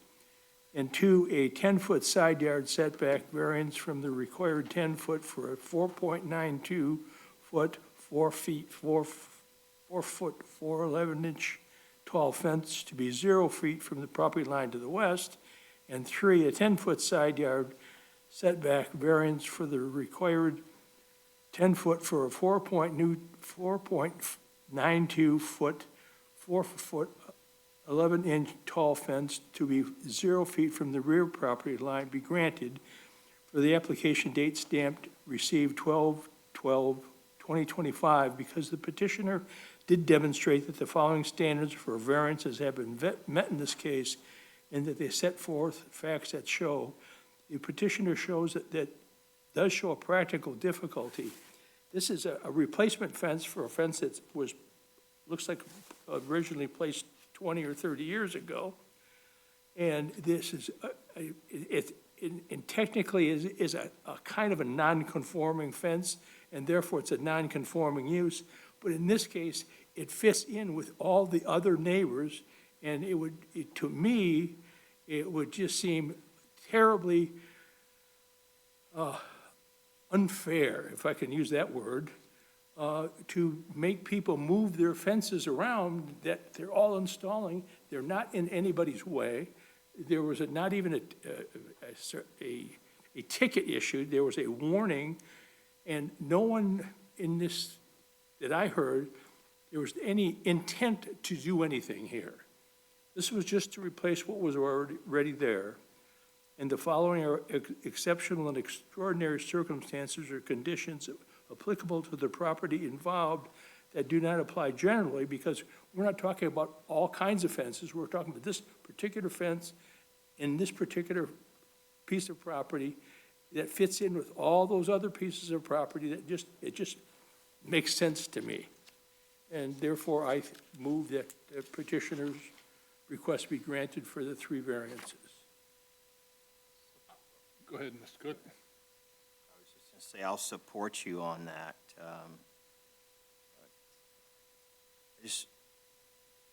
Okay, go ahead, yep. So you're offering support? Yes. I have a motion on the floor by Mr. Walker, supported by Mr. Cook.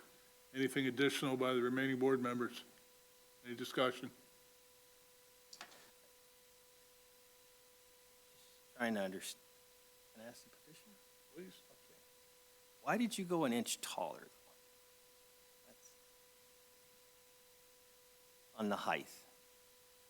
We didn't know what the other one was, truthfully. Actually, we did. Like I said, the posts for the fence were that height, but the fence scalloped. Yes, the posts were that height already. We just said match the posts. We don't want it to scallop, because that would have been additional cost. Gotcha. When we bought that house, fence had To the mic, please, ma'am. curved fence, as she Mom, said, Mom, but the posts were 5 feet. We replaced it with different wood, it's the exact same thing, 5 foot with thick arch between each. So we didn't think this would be any problem, because it's shorter than the 5 feet that the others were. We have, public comment is now closed. We have a motion on the floor. Thank you. We have a motion by Mr. Walker with support by Mr. Cook. Anything additional by the other board members? Seeing none, call the roll, please. Cook?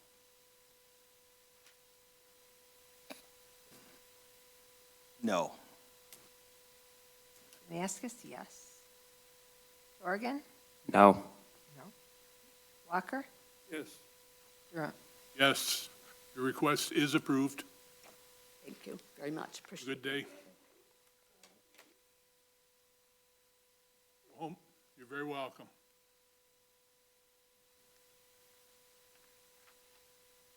Next up, see if I can pull it off the top of the pad this time. We have public hearing for AB 2026-03 Jeffrey Jones, unaddressed parcel across from 843 Fairview, Sidwell 09-03-453-005. Petitioner is seeking 2 variances from zoning ordinance 78, zoned R3, Article 27, Section 27.02, A1C. Number 1 is a 6,366.84 square foot variance from the maximum lot size of 8,400 square foot, for a total lot size of 14,766.84 square feet, to allow a new detached accessory building on a parcel without a primary residence across from a lake parcel with a primary residence. Number 2 is Article 27, Section 27.02A8. Number 2, the second variance is up to a 97.50 square foot variance above the allowed 750 square feet maximum floor area of all detached accessory buildings, to build up to a 727.5 square foot new detached accessory building, in addition to an existing 120 square foot shed. Come on up, whoever the applicant is, introduce yourself, please. Good evening. I'm, Excuse me. Going to open this case at 8:49. Go ahead. Good evening. My name is Jeffrey Jones. My wife and I are the property owners of these 2 properties. Address is 843 Fairview. Basically, I want to replace the garages that's already existing there. You know, this is a very old garage. All I know is it was built before 1974. When my wife and I purchased the property, one of the things that we really considered and liked about it is that there was a garage and parking across the street. As you may know, parking's a big deal with lakefront properties, and that attracted us.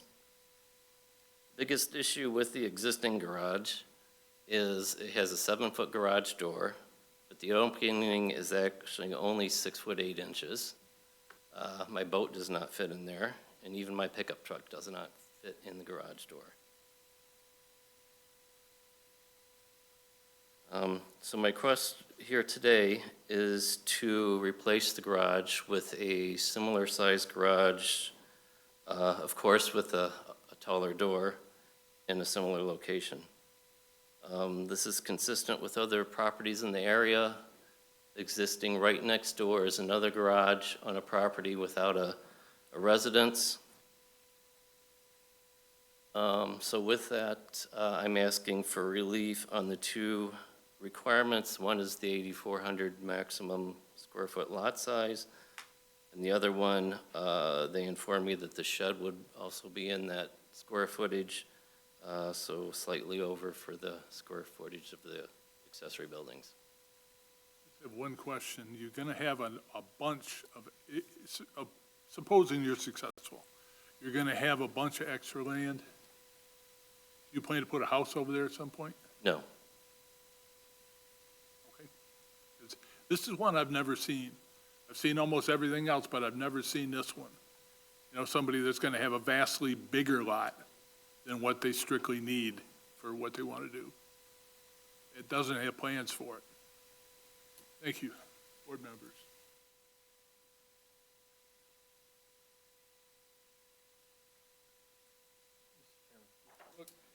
On the lot itself, how are you, sir? Good, how are you?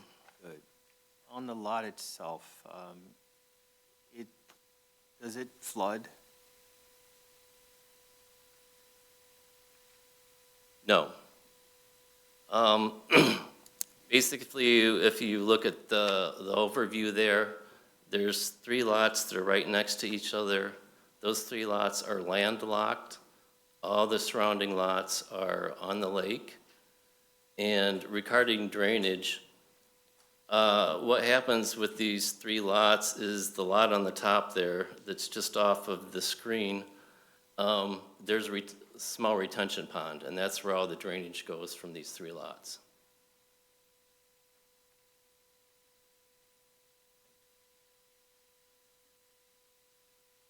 Have you done anything by way of plans for what you intend to build if you're approved? Yes, included in the package was a site plan. There was also some drawings of a 24 by 30 foot garage. Do you know where that's gonna be located on the property? Yes, it's shown in the plot. Oh, I see that, sorry. They're kind of overlaid, so it's hard to see the two different ones there. The existing garage will be removed, but what about the existing shed? The plan is for the shed to stay. Your variance numbers reflect that, correct? Yes. Thank you.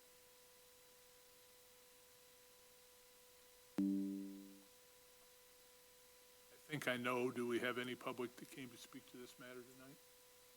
Seeing none. I can check that off now, thank you. Mr. Naskis, do you have anything? Or not yet? Not yet. Okay.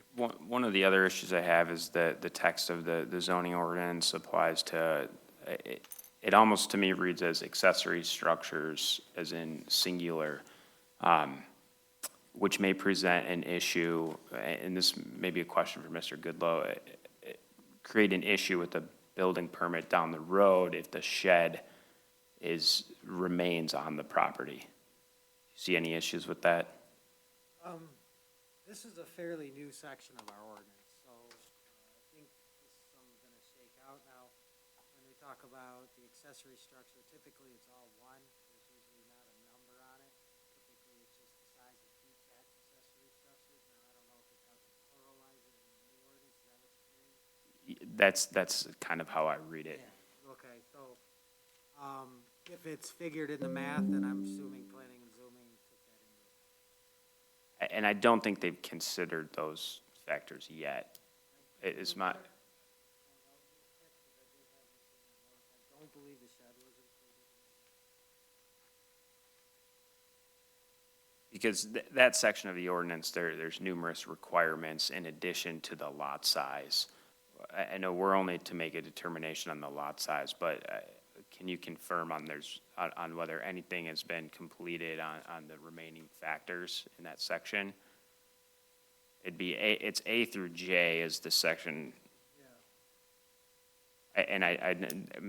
Can you answer, have you complied Yes. with the remaining portions? Yes, I've had discussions with the zoning people, and they've required other plot plans for the house lot, which is one of the requirements. One of the requirements is the driveway. There's already an existing driveway. They've asked me about the other requirements. And so have you satisfied those other requirements, or are you waiting to see what the decision is here before exploring those? I was told that they did. In my meeting with Lynn and Tammy this morning,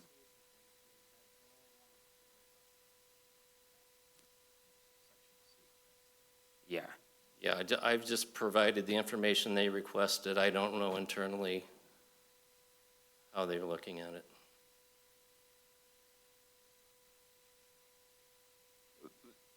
Basically, my question is, you already have the common ownership, the deed restrictions, the driveway access, use limitation, all that stuff's already done? I don't have a deed restriction yet, but I assume that'll be done between now and the permitting process. Okay, thank you. When I spoke with Tammy and Lynn, they wanted just to look at they were gonna handle all the other things. They wanted just the variance of the size, obviously. Yeah, and the only reason I ask is just for motion purposes, if there's a contingency that's attached to those being complied with as well, or ultimately that decision, that's not in our hands, so that's a determination on them.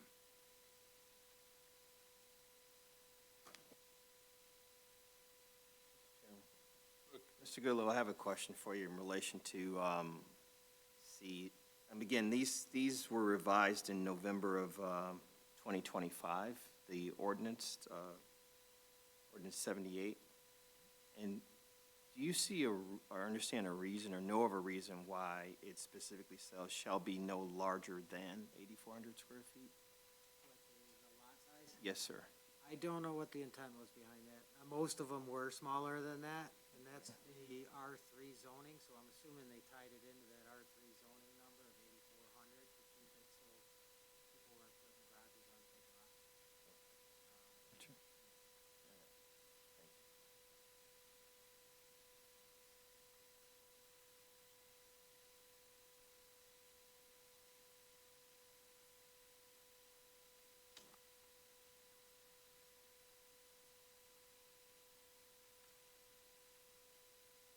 The generator, there's a generator there? There is a sewage lift pump on the front of that So there's property. an easement there that you've granted? I assume there is. There's no restrictions on my deed, but I assume there's some, what do you call them? Restrictions in that area. Right away, maybe? Yeah.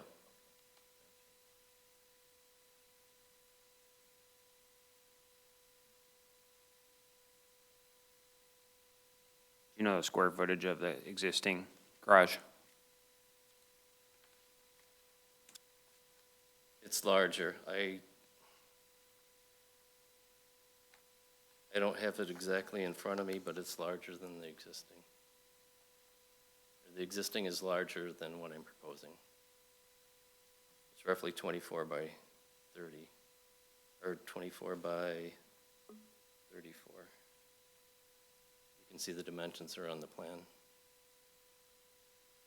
Mr. Chair, I do also have a letter from a resident. Please, Mr. Danskis. I have a letter from Jeffrey Jones, who owns the parcel across from 843 Fairview. I'm writing in regard to the public hearing scheduled for Monday, February 9th at 7 p.m. concerning the above referenced parcel. I'm the owner of 841 Fairview, which is immediately adjacent to 843 Fairview. Since purchasing my home in 2015, I have experienced persistent and severe stormwater drainage and flooding issues affecting my property and neighboring homes. Stormwater flows down Fairview Road and onto 843 Fairview, and continues downhill toward my property and others. Although a drain exists on the left-hand side of the roadway, The road is graded in a manner that diverts water away from the drain and instead directs it onto our property. I previously contacted the Township and Road Commission regarding this condition but received no assistance. At my own expense, I installed a trench drain, retaining wall, and a small berm to mitigate the flooding. These measures provided only temporary relief. After Mr. Jones purchased the neighboring property, he constructed a sandy berm in front of his driveway. During rain events, sand and debris from his berm washed down the driveway, clogged my drainage system, and caused repeated flooding, not only across my driveway, but resulting in stormwater flowing directly into my home. These conditions also caused flooding and sediment buildup on neighboring property. Mr. Jones also regularly operates large John Deere tractor equipped with a grading mechanism to alter the slope of the roadway in front of his property. This grading shifts the slope away from his property and intentionally redirects stormwater into my driveway and towards adjacent homes. As a result, for nearly 10 years, I've been forced to repeatedly clean and unclog drains and take emergency measures to prevent water intrusion into my residence, while neighboring properties continue to experience similar flooding and sediment problems. If Mr. Jones is permitted to build a new structure or alter the existing structure to across the cost of my home, I'm extremely concerned that he will raise the grade even further. Any increased elevation or alteration to the property will exacerbate existing drainage issues and cause additional stormwater to be diverted onto my property, increasing the risk of continued and more severe flooding into my home and surrounding residences. Given the long-standing drainage problems documented, impact on adjacent properties and the substantial likelihood that approving this request would worsen these conditions, I respectfully request that the zoning board of appeals deny the application. Thank you. Can I address that? Please. Like many areas around the lake, there's a lot of drainage issues. If you guys remember or aware of when Central Drive was paved, I personally attended one of those meetings, complained about the drainage issues coming from Central Drive. There was other people in the meeting, complained on other streets, and at that time, nobody wanted to hear about other drainage issues. At that time, I met with the city engineer, and he told me that it would get better and explained how they were adding drainage to Central Drive.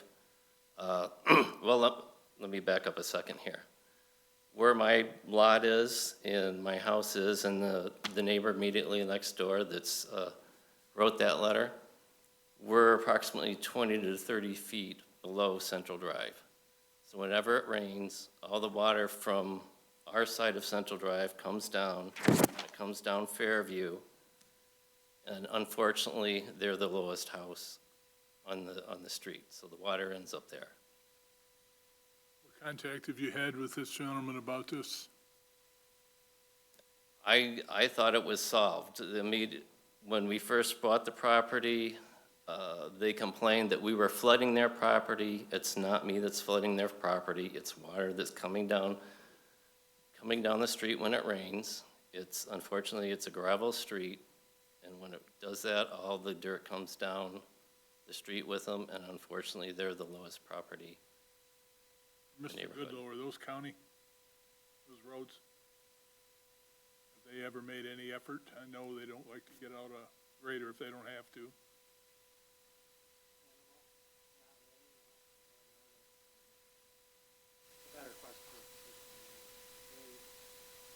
Have you ever seen any county out there working? Grading, moving dirt? They grade the road 2 or 3 times a year. I've personally talked to the county twice myself, once when Central Drive is being paved, and about a year to 2 ago, one of my other neighbors, we had a county, the road commission come out, we spoke to him. He had an idea of putting another drainage area and nothing got done. And me, since I have a tractor, I attempt to keep the water on the garage side of the road, away from the houses. Unfortunately, every time it rains, dirt comes in and it reshapes the path where the water wants to go. You catching water in your garage? Yes, many times. So is this, and this is straying off the path we're supposed to be following. The path is, we're supposed to be looking at the lot and what you want to do with it. But now that this has come up for discussion, if you're taking water already, what are you going to be able to do about it except raise the grade of the new building?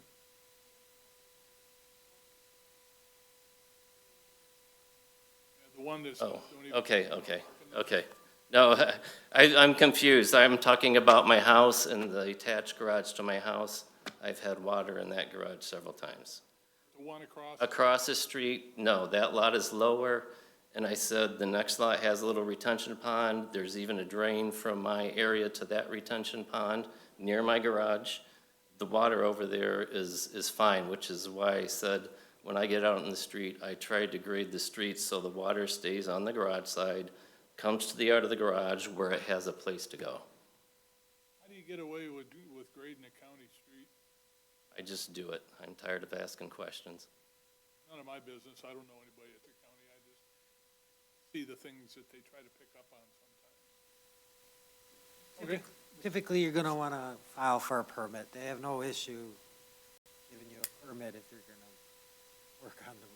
I've even stopped the guy on the They road want a grader and permit said, before you hey, start can you try and keep the crown of the road so the once water comes on one side, it stays on that side? He said he would try, but the next time the grader comes down the road, and about halfway down the hill from us to Central Drive, there's a nice rut, because every time it rains, the water crosses the street. It makes a nice rut. Board members, we got a new topic now. I just have a question about the additional, tell us again why the small additional building is staying. You have a little shed. You're gonna, if you want to build. It's been there forever, and I had no intention of moving it. I wasn't aware of this, how the square footage adds, so when I went spoke to the zoning people, they said, well, just ask for a variance with respect to that.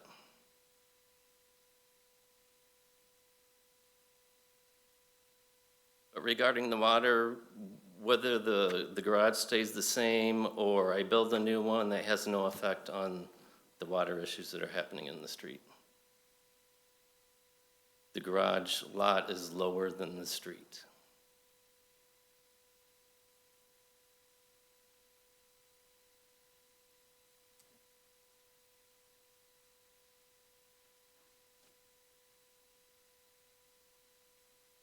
Folks are rolling questions over, or can I close public?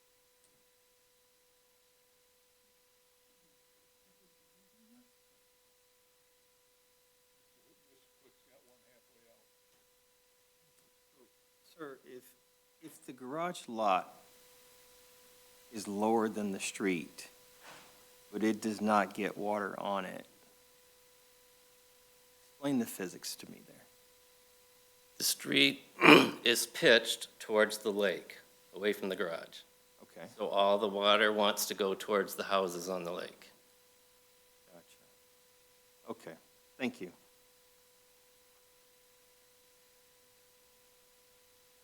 That's why when I saw the road grader, I said, let's try to when you do a road, typically it's crowned in the middle, so water drains towards each side. That's why I was asking him to try to keep that crown in the road, which is hard to do since the entire road is kind of on a slope. I got you. We'll close public hearing on this matter at 9:09.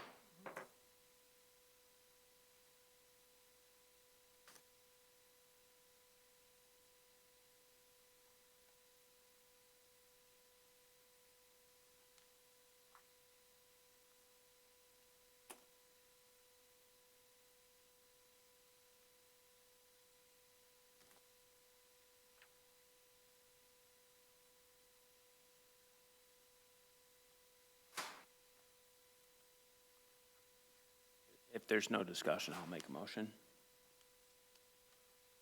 Do we have anything additional by the board one last time before a motion is put on the floor? Look, No, sir. Walker? Mr. Region, please. In the matter of ZBA case number AB-2026-03, Jeffrey Jones, unaddressed parcel across from 843 Fairview Street, parcel number 0903453005. I move that the petitioner's request for two variances from zoning ordinance number 78, zoned R3, Article 27, Section 27.02, subsection A1E, 1, a 6,366.84 square foot variance from the maximum lot size of 8,400 square feet for a total lot size of 14,766.84 square feet to allow a new detached accessory building on a parcel without a primary residence across from a lake parcel with a primary residence, and 2, a 97.5 square foot variance above the allowed 750 square feet maximum floor area of all detached accessory buildings to build a 727.5 square foot new detached accessory building in addition to an existing 120-foot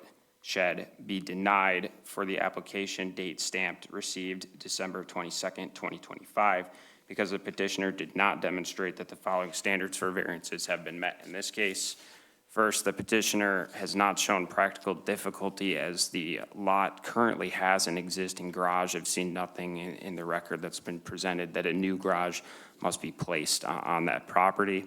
Second, the following are there are no exceptional circumstances to the applicable to the property, because the property is unlike those in the area that appear to be smaller in square footage. The square footage here is intended to allow for a home and accessory building such as a garage, and there's nothing presented by way of exceptional circumstances otherwise.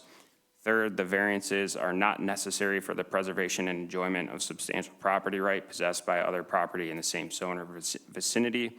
Based on the evidence that was submitted by the petitioner, he currently has a garage and parking area that can be used. There's nothing additional that has been presented for enjoyment that would be changed by a new structure when there's currently sufficient parking and storage by the shed and garage existing on the property. Fourth, the granting of the variance or modification will be materially detrimental to the public welfare or injurious to the property or improvements in such a zone or district in which the property is located based on the following findings. The letter or email rather received on Monday, February 9th, 2026 from Ms. Tamara Zagara representing the water flow issues with the neighboring properties and concerns of a larger structure creating additional water flow onto her property. She's already presented issues with the current structure and current roadway and house across the street that presents water issues, and the building of a larger structure on that. She has presented information in the record that additional flooding will be caused. That is materially detrimental to a neighboring property owner. Lastly, the variance here is, in a sense, self-created, as there is already a current, there's a garage and shed currently on the property and parking in the area. There's no need for a new structure that's been presented on this lot. Okay, we have a motion on the floor. Do we have support? I'll support the motion. Motion on the floor by Mr. Terrigi and is supported by Mr. Cook. Do we have anything additional by the board? Seeing none, please call the roll. Walker, Don Walker. Tony Cook, Yes. Dr. Regan, Yes. Brian Danaskis, yes. Dan Durham, Yes, your request has been denied. Contact, please, the zoning people first thing in the morning. Let them know what's happened here, and they will give you a good, if there is a way forward, they'll give it to you. Okay. Thank you. Thank you. Next up, we have public hearing on AB 2026-05, Kroger Company for the Kroger Fuel Station at 3111 South Baldwin Road, Sidwell 09-29-126-039. Petitioner is seeking 8 variances from zoning ordinance 153, zoned GB.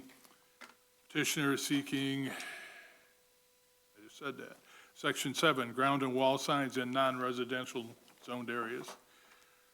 Number 1 is a variance for 4 additional wall signs in addition to the 1 wall sign, allowed for a total of 5 wall signs, 1 on the kiosk and 4 fuel canopy sides. Number 2 is a 135.45 square foot variance above the allowed 15.05 square foot for a 150.5 square foot north-facing gas fuel canopy side. Number 3 is a 135.45 square foot variance above the allowed 15.05 square foot for a 150.5 square foot south-facing gas fuel canopy side. Number 4 is a 504 square foot variance above the allowed 56 square foot for a 560 square foot west-facing gas fuel canopy side. Number 5 is a 504 square foot variance above the allowed 56 feet for a 560 square foot east-facing gas fuel canopy side. Number 6 is a variance to allow an number 6, was number 6 pulled, sir?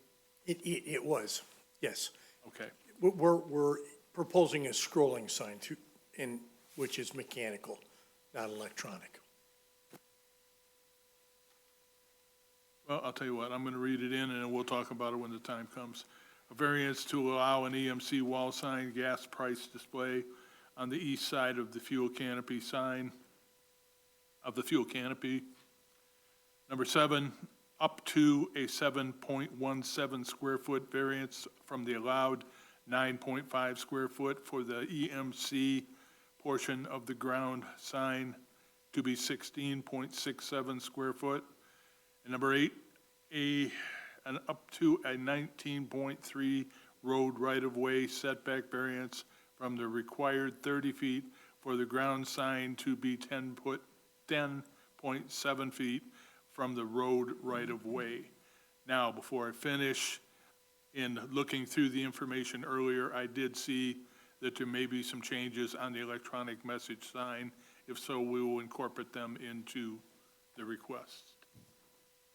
Sir, here you are, finally.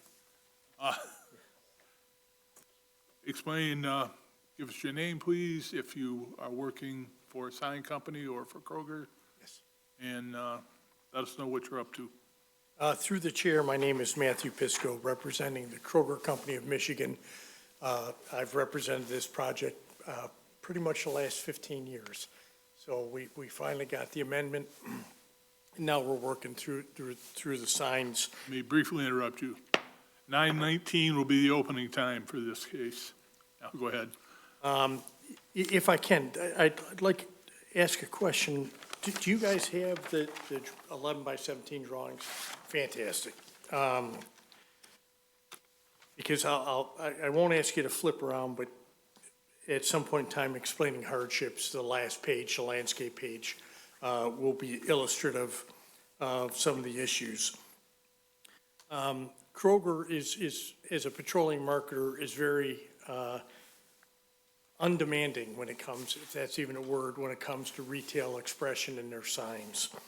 In keeping with the spirit of the ordinance, we've asked for signs in addition to the number of signs, because we're kind of sandwiched between 2 approaches and a divided highway as you come up to the station.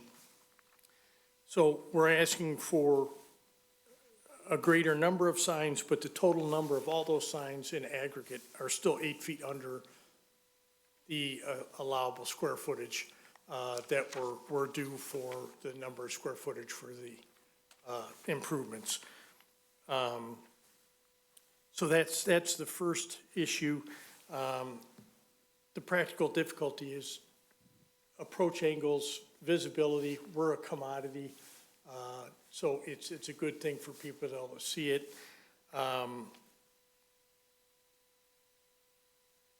And again, the overall square footage is less than what is allowable for a single sign. We have a sample of this site, actually the site at 605 South Lapeer, the very long Kroger canopy has exponentially more signage square footage in this. Kroger's actually reduced, if you can imagine, their logos are much smaller. Being a former Shell and Sunoco engineer, blows my mind that they get smaller, but they really are, on the ends, the short ends of the canopy, they're 7.8 square feet, which is tiny by petroleum standards. Moving to the second, third, fourth, and fifth, there is no color scheme or communicative architecture for Kroger. They try and match earth tones to the building that's behind it, so it's transparent. They have silver canopies, they have red canopies. So we're not considering the earth tone stripes on the canopy to be signs. It's just architecture, just so that it's not garish and people don't have to look through that to look at the store. The canopy columns and the kiosk match the brick and the banding that are on the building.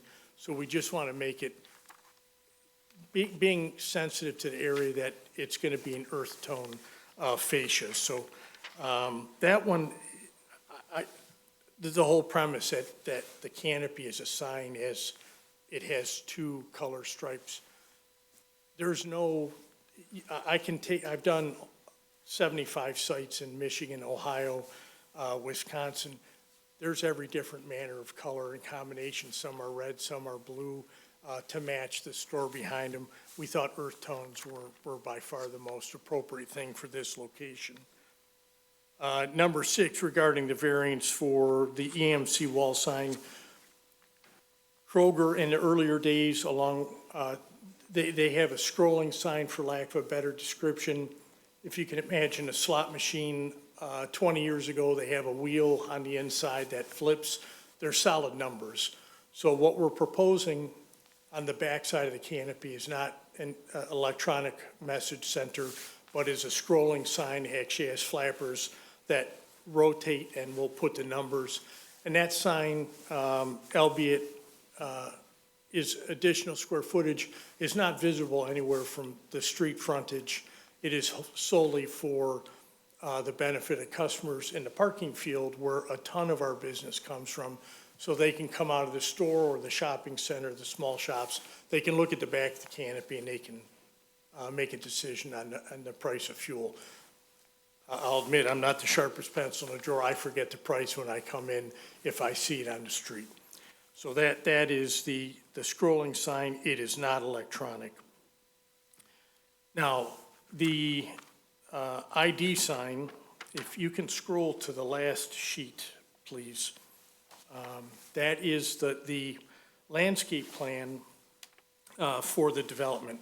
We're raising the existing bank, and in the engineering process, we're going to put in excavation in for the tanks and the kiosk, and we're going to be moving earth around, and are going to be putting a lot of earthen berms, and are pulling forgive me if I mispronounce this, the Gingaville streetscape across our property.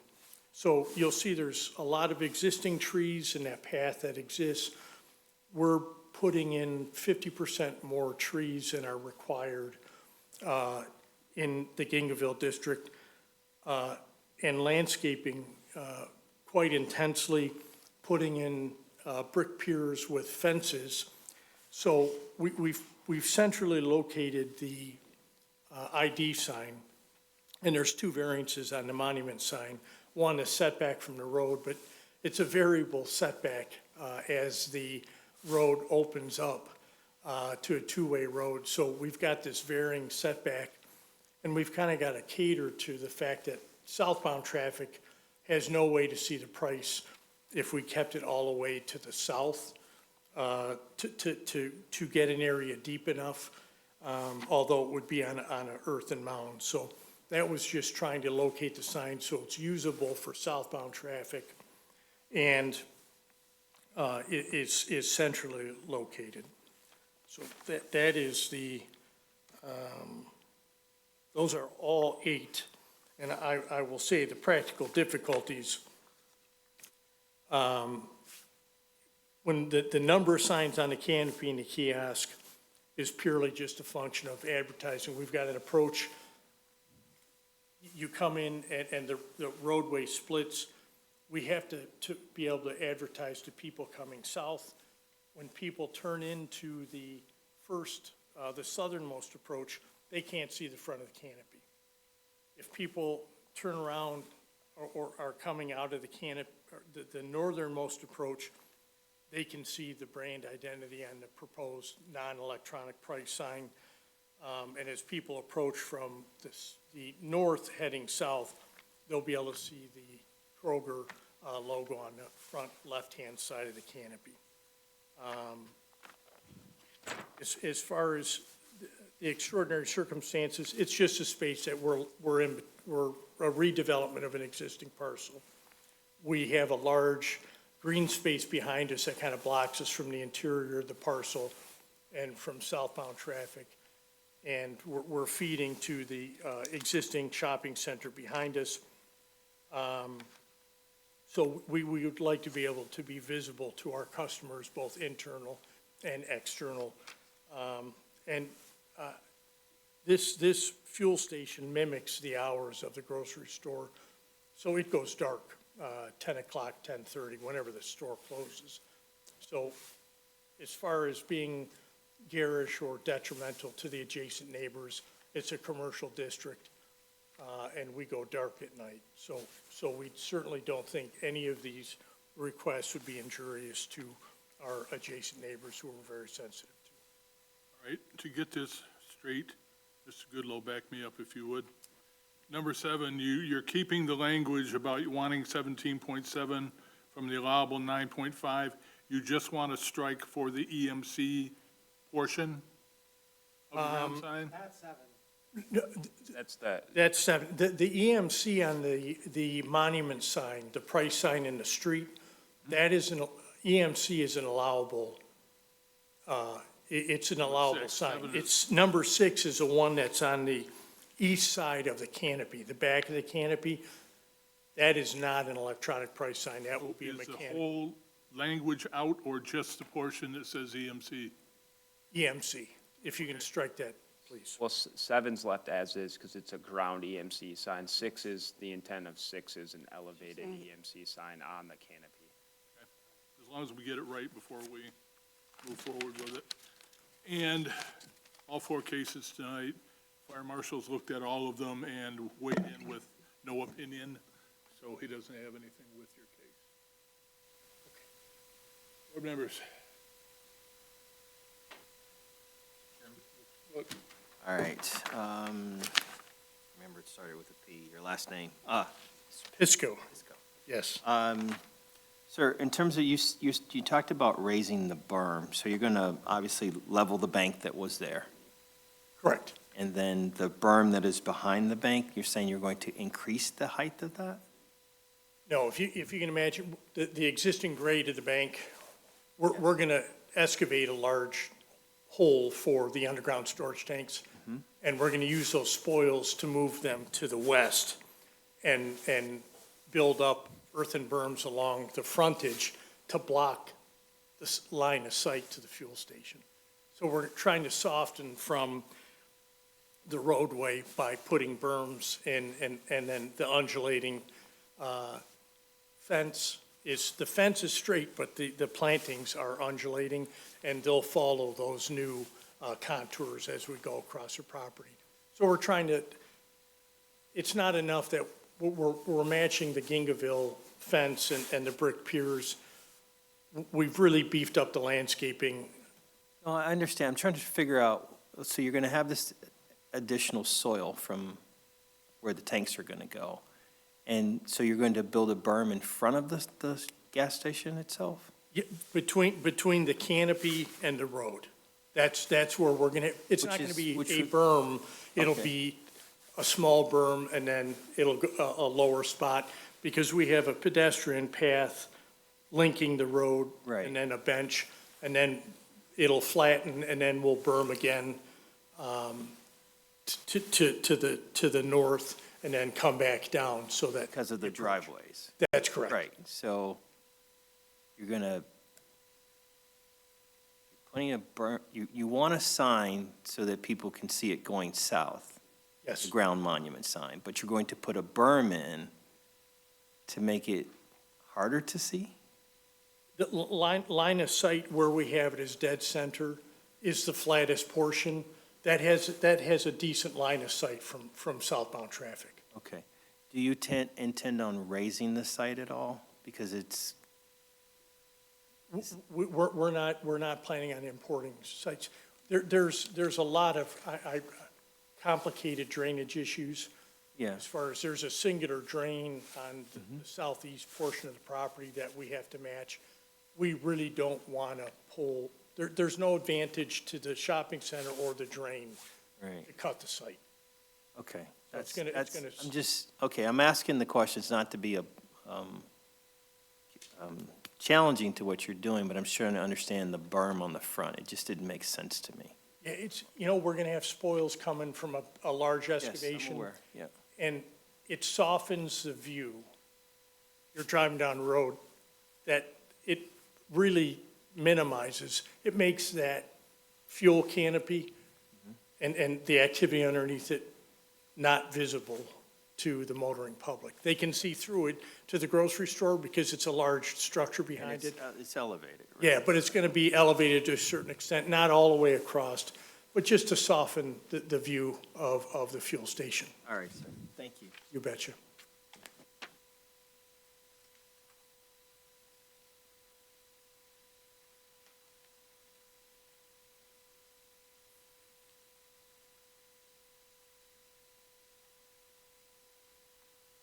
One more question about colors.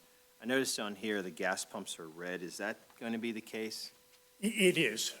And the signs on the dispensers, like 605 South Lapeer, were incidental signage, so there's no variance required. And if you can, as you go across the Kroger enterprise across the country, red dispenser doors for 1,500 stations, that is an identifier. Canopy colors, not so much. Okay, you used the term dispenser doors. Help me understand what that, Where you get gasoline is a dispenser. It's a two-sided multi-product dispenser. Has two product lines in this circumstance, three product lines: regular unleaded, premium unleaded, and diesel. And then we'll have E0, which is rev gas. It blends at the dispensers. So they're blending dispensers. That's where the magic happens. yeah. At the I learned dispensers. about that rev gas the hard way. What's that? I put it in the wrong tank. Oh, Yeah. yeah. Well, the rev gas, it doesn't have ethanol, which for small engines and boats is a very, very good thing.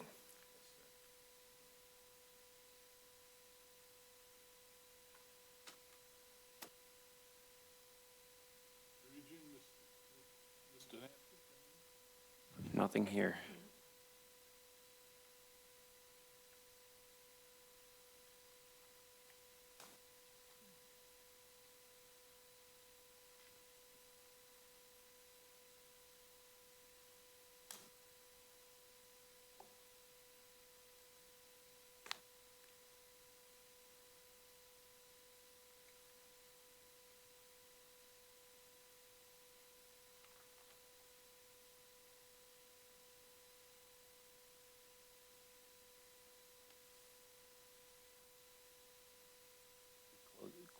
Did we close the public comment and note the time?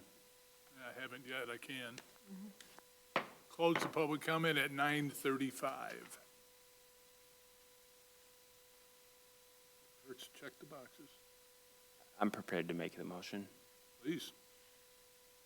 The matter of ZBA case number AB-2026-05, Kroger, address 3111 South Baldwin Road, parcel number 09-29-126-039. I move that the petitioner's request for 8 variances from side ordinance number 153, section 7, non-residential ground signs zoned GB. Number 1, a variance for 4 additional wall signs, in addition to the 1 wall sign allowed, for a total of 5 wall signs. 2, a 135.45 square foot variance above the allowed 15.05 square feet for 150.5 square feet north-facing gas fuel canopy side. 3, a 135.45 square foot variance above the allowed 15.05 square feet for 150.5 square feet south-facing gas fuel canopy side. 4, a 504 square foot variance above the allowed 56 square foot for a 560 square foot west-facing gas fuel canopy side. 5, a 504 square foot variance above the allowed 56 square foot for a 560 square foot east-facing gas fuel canopy side. 7, a 7.17 square foot variance from the allowed 9.5 square foot for the EMC portion of the ground sign to be 16.67 square feet. And 8, a 19.3 square foot road right-of-way setback variance for the ground sign to be 10.7 feet from the road right-of-way be granted for the application date stamped received January 9, 2026, because the petitioner did demonstrate that the following standards for variances have been met in this case, and that they set forth facts which show that in this case, the petitioner does show the following practical difficulty. The petitioner has explained that due to the approach angles and visibility of the shopping structure and the location of the fuel center, that the canopy signs are necessary for purposes of advertising to customers. 2, the following are exceptional or extraordinary circumstances or conditions applicable to the property involved that do not apply generally to the other properties in the same district or zone. Petitioner has noted that the redevelopment of the existing parcel and the layout of that area creates, again, need for advertising for the approach angles and visibility that create these exceptional circumstances. 3, the variance or variances are necessary for the preservation and enjoyment of substantial property right possessed by other property in the same zone or vicinity due to the fact that the petitioner cannot sufficiently advertise from all directions without the requested variances, including the ground sign that has been noted and the canopy signs, again, for the approach angles that were noted. 4, the granting of the variance or modification will not be materially detrimental to the public welfare or materially injurious to the property or to the improvements in such a zone or district in which the property is located, based on the findings that the petitioner has noted that the fuel station goes dark, or in other words, closes when the Kroger closes. And last, the variance is not self-created due to the fact in the layout of the roadway, specifically Baldwin Road, and the crossway Walden Road creates this need for the advertising on the signs and ground levels. Motion on the floor by Mr. Tarigian and support by Mrs. Danaskis. Anything additional by the boards? Any discussion? Seeing none, please call the roll. Jane Danaskis, yes. Tony Cook? Yes. Don Walker? Alec Tarigian? Yes. Dan Durham? Yes. Motion passes. You're on your way. Through the chair, thank you very much. It's going to be a nice looking station. Thank you. Thank you, sir. Next up, we have public comment. We have no public. Communications and training. Oh, we have annual report. The annual report was included, told us what we did and what we didn't do, and had some nice graphs. Read through that at your leisure. If someone has read through it and agrees with it, we should have a motion to present it to the Board of Trustees, I believe, to file it. Chair, I'll make that motion. Okay? Support. All right, so Mr. Walker's made it, Mr. Teregian has supported it. All in favor? Aye. Opposed? So we will move that forward to the Board of Trustees. Communications and training, we had an article included in our packet, MSU zoning plan is required part of the master plan. Again, that's something, if you haven't already read it, it's not too bad of a read. Committee reports, I don't know that we have anything. Member comments? My hesitation during the first request tonight for because of the lot size, is because of coming up to the third one, which was just the opposite. That was a request to keep, a building on a larger piece, and the other one was just the opposite, putting a bigger building on a smaller piece. So, They weren't easy. I kind of fell down and skinned my nose on the first little bit of this, but it was new territory. A lot of minutes that we don't get all in a bunch usually. On the happy side, I figured out where I went wrong, and I think we'll be better after this. Enough, Mr. Cook? No, they were tough cases, but I think one of the things for me is that ordinance number 78 was revised in November 6th of 2025. And so to have cases that come up after it's been reviewed, I felt as though a lot of things that were coming up were considered, and it's why those numbers and limitations were put in the revised edition of ordinance number 78, I'm sorry. If, Ms. Goodlow, you got anything to send us out the door? We'll have motion to adjourn if somebody's ready. so moved. Move, support, all in favor? Aye. Opposed? We're done. 9:40.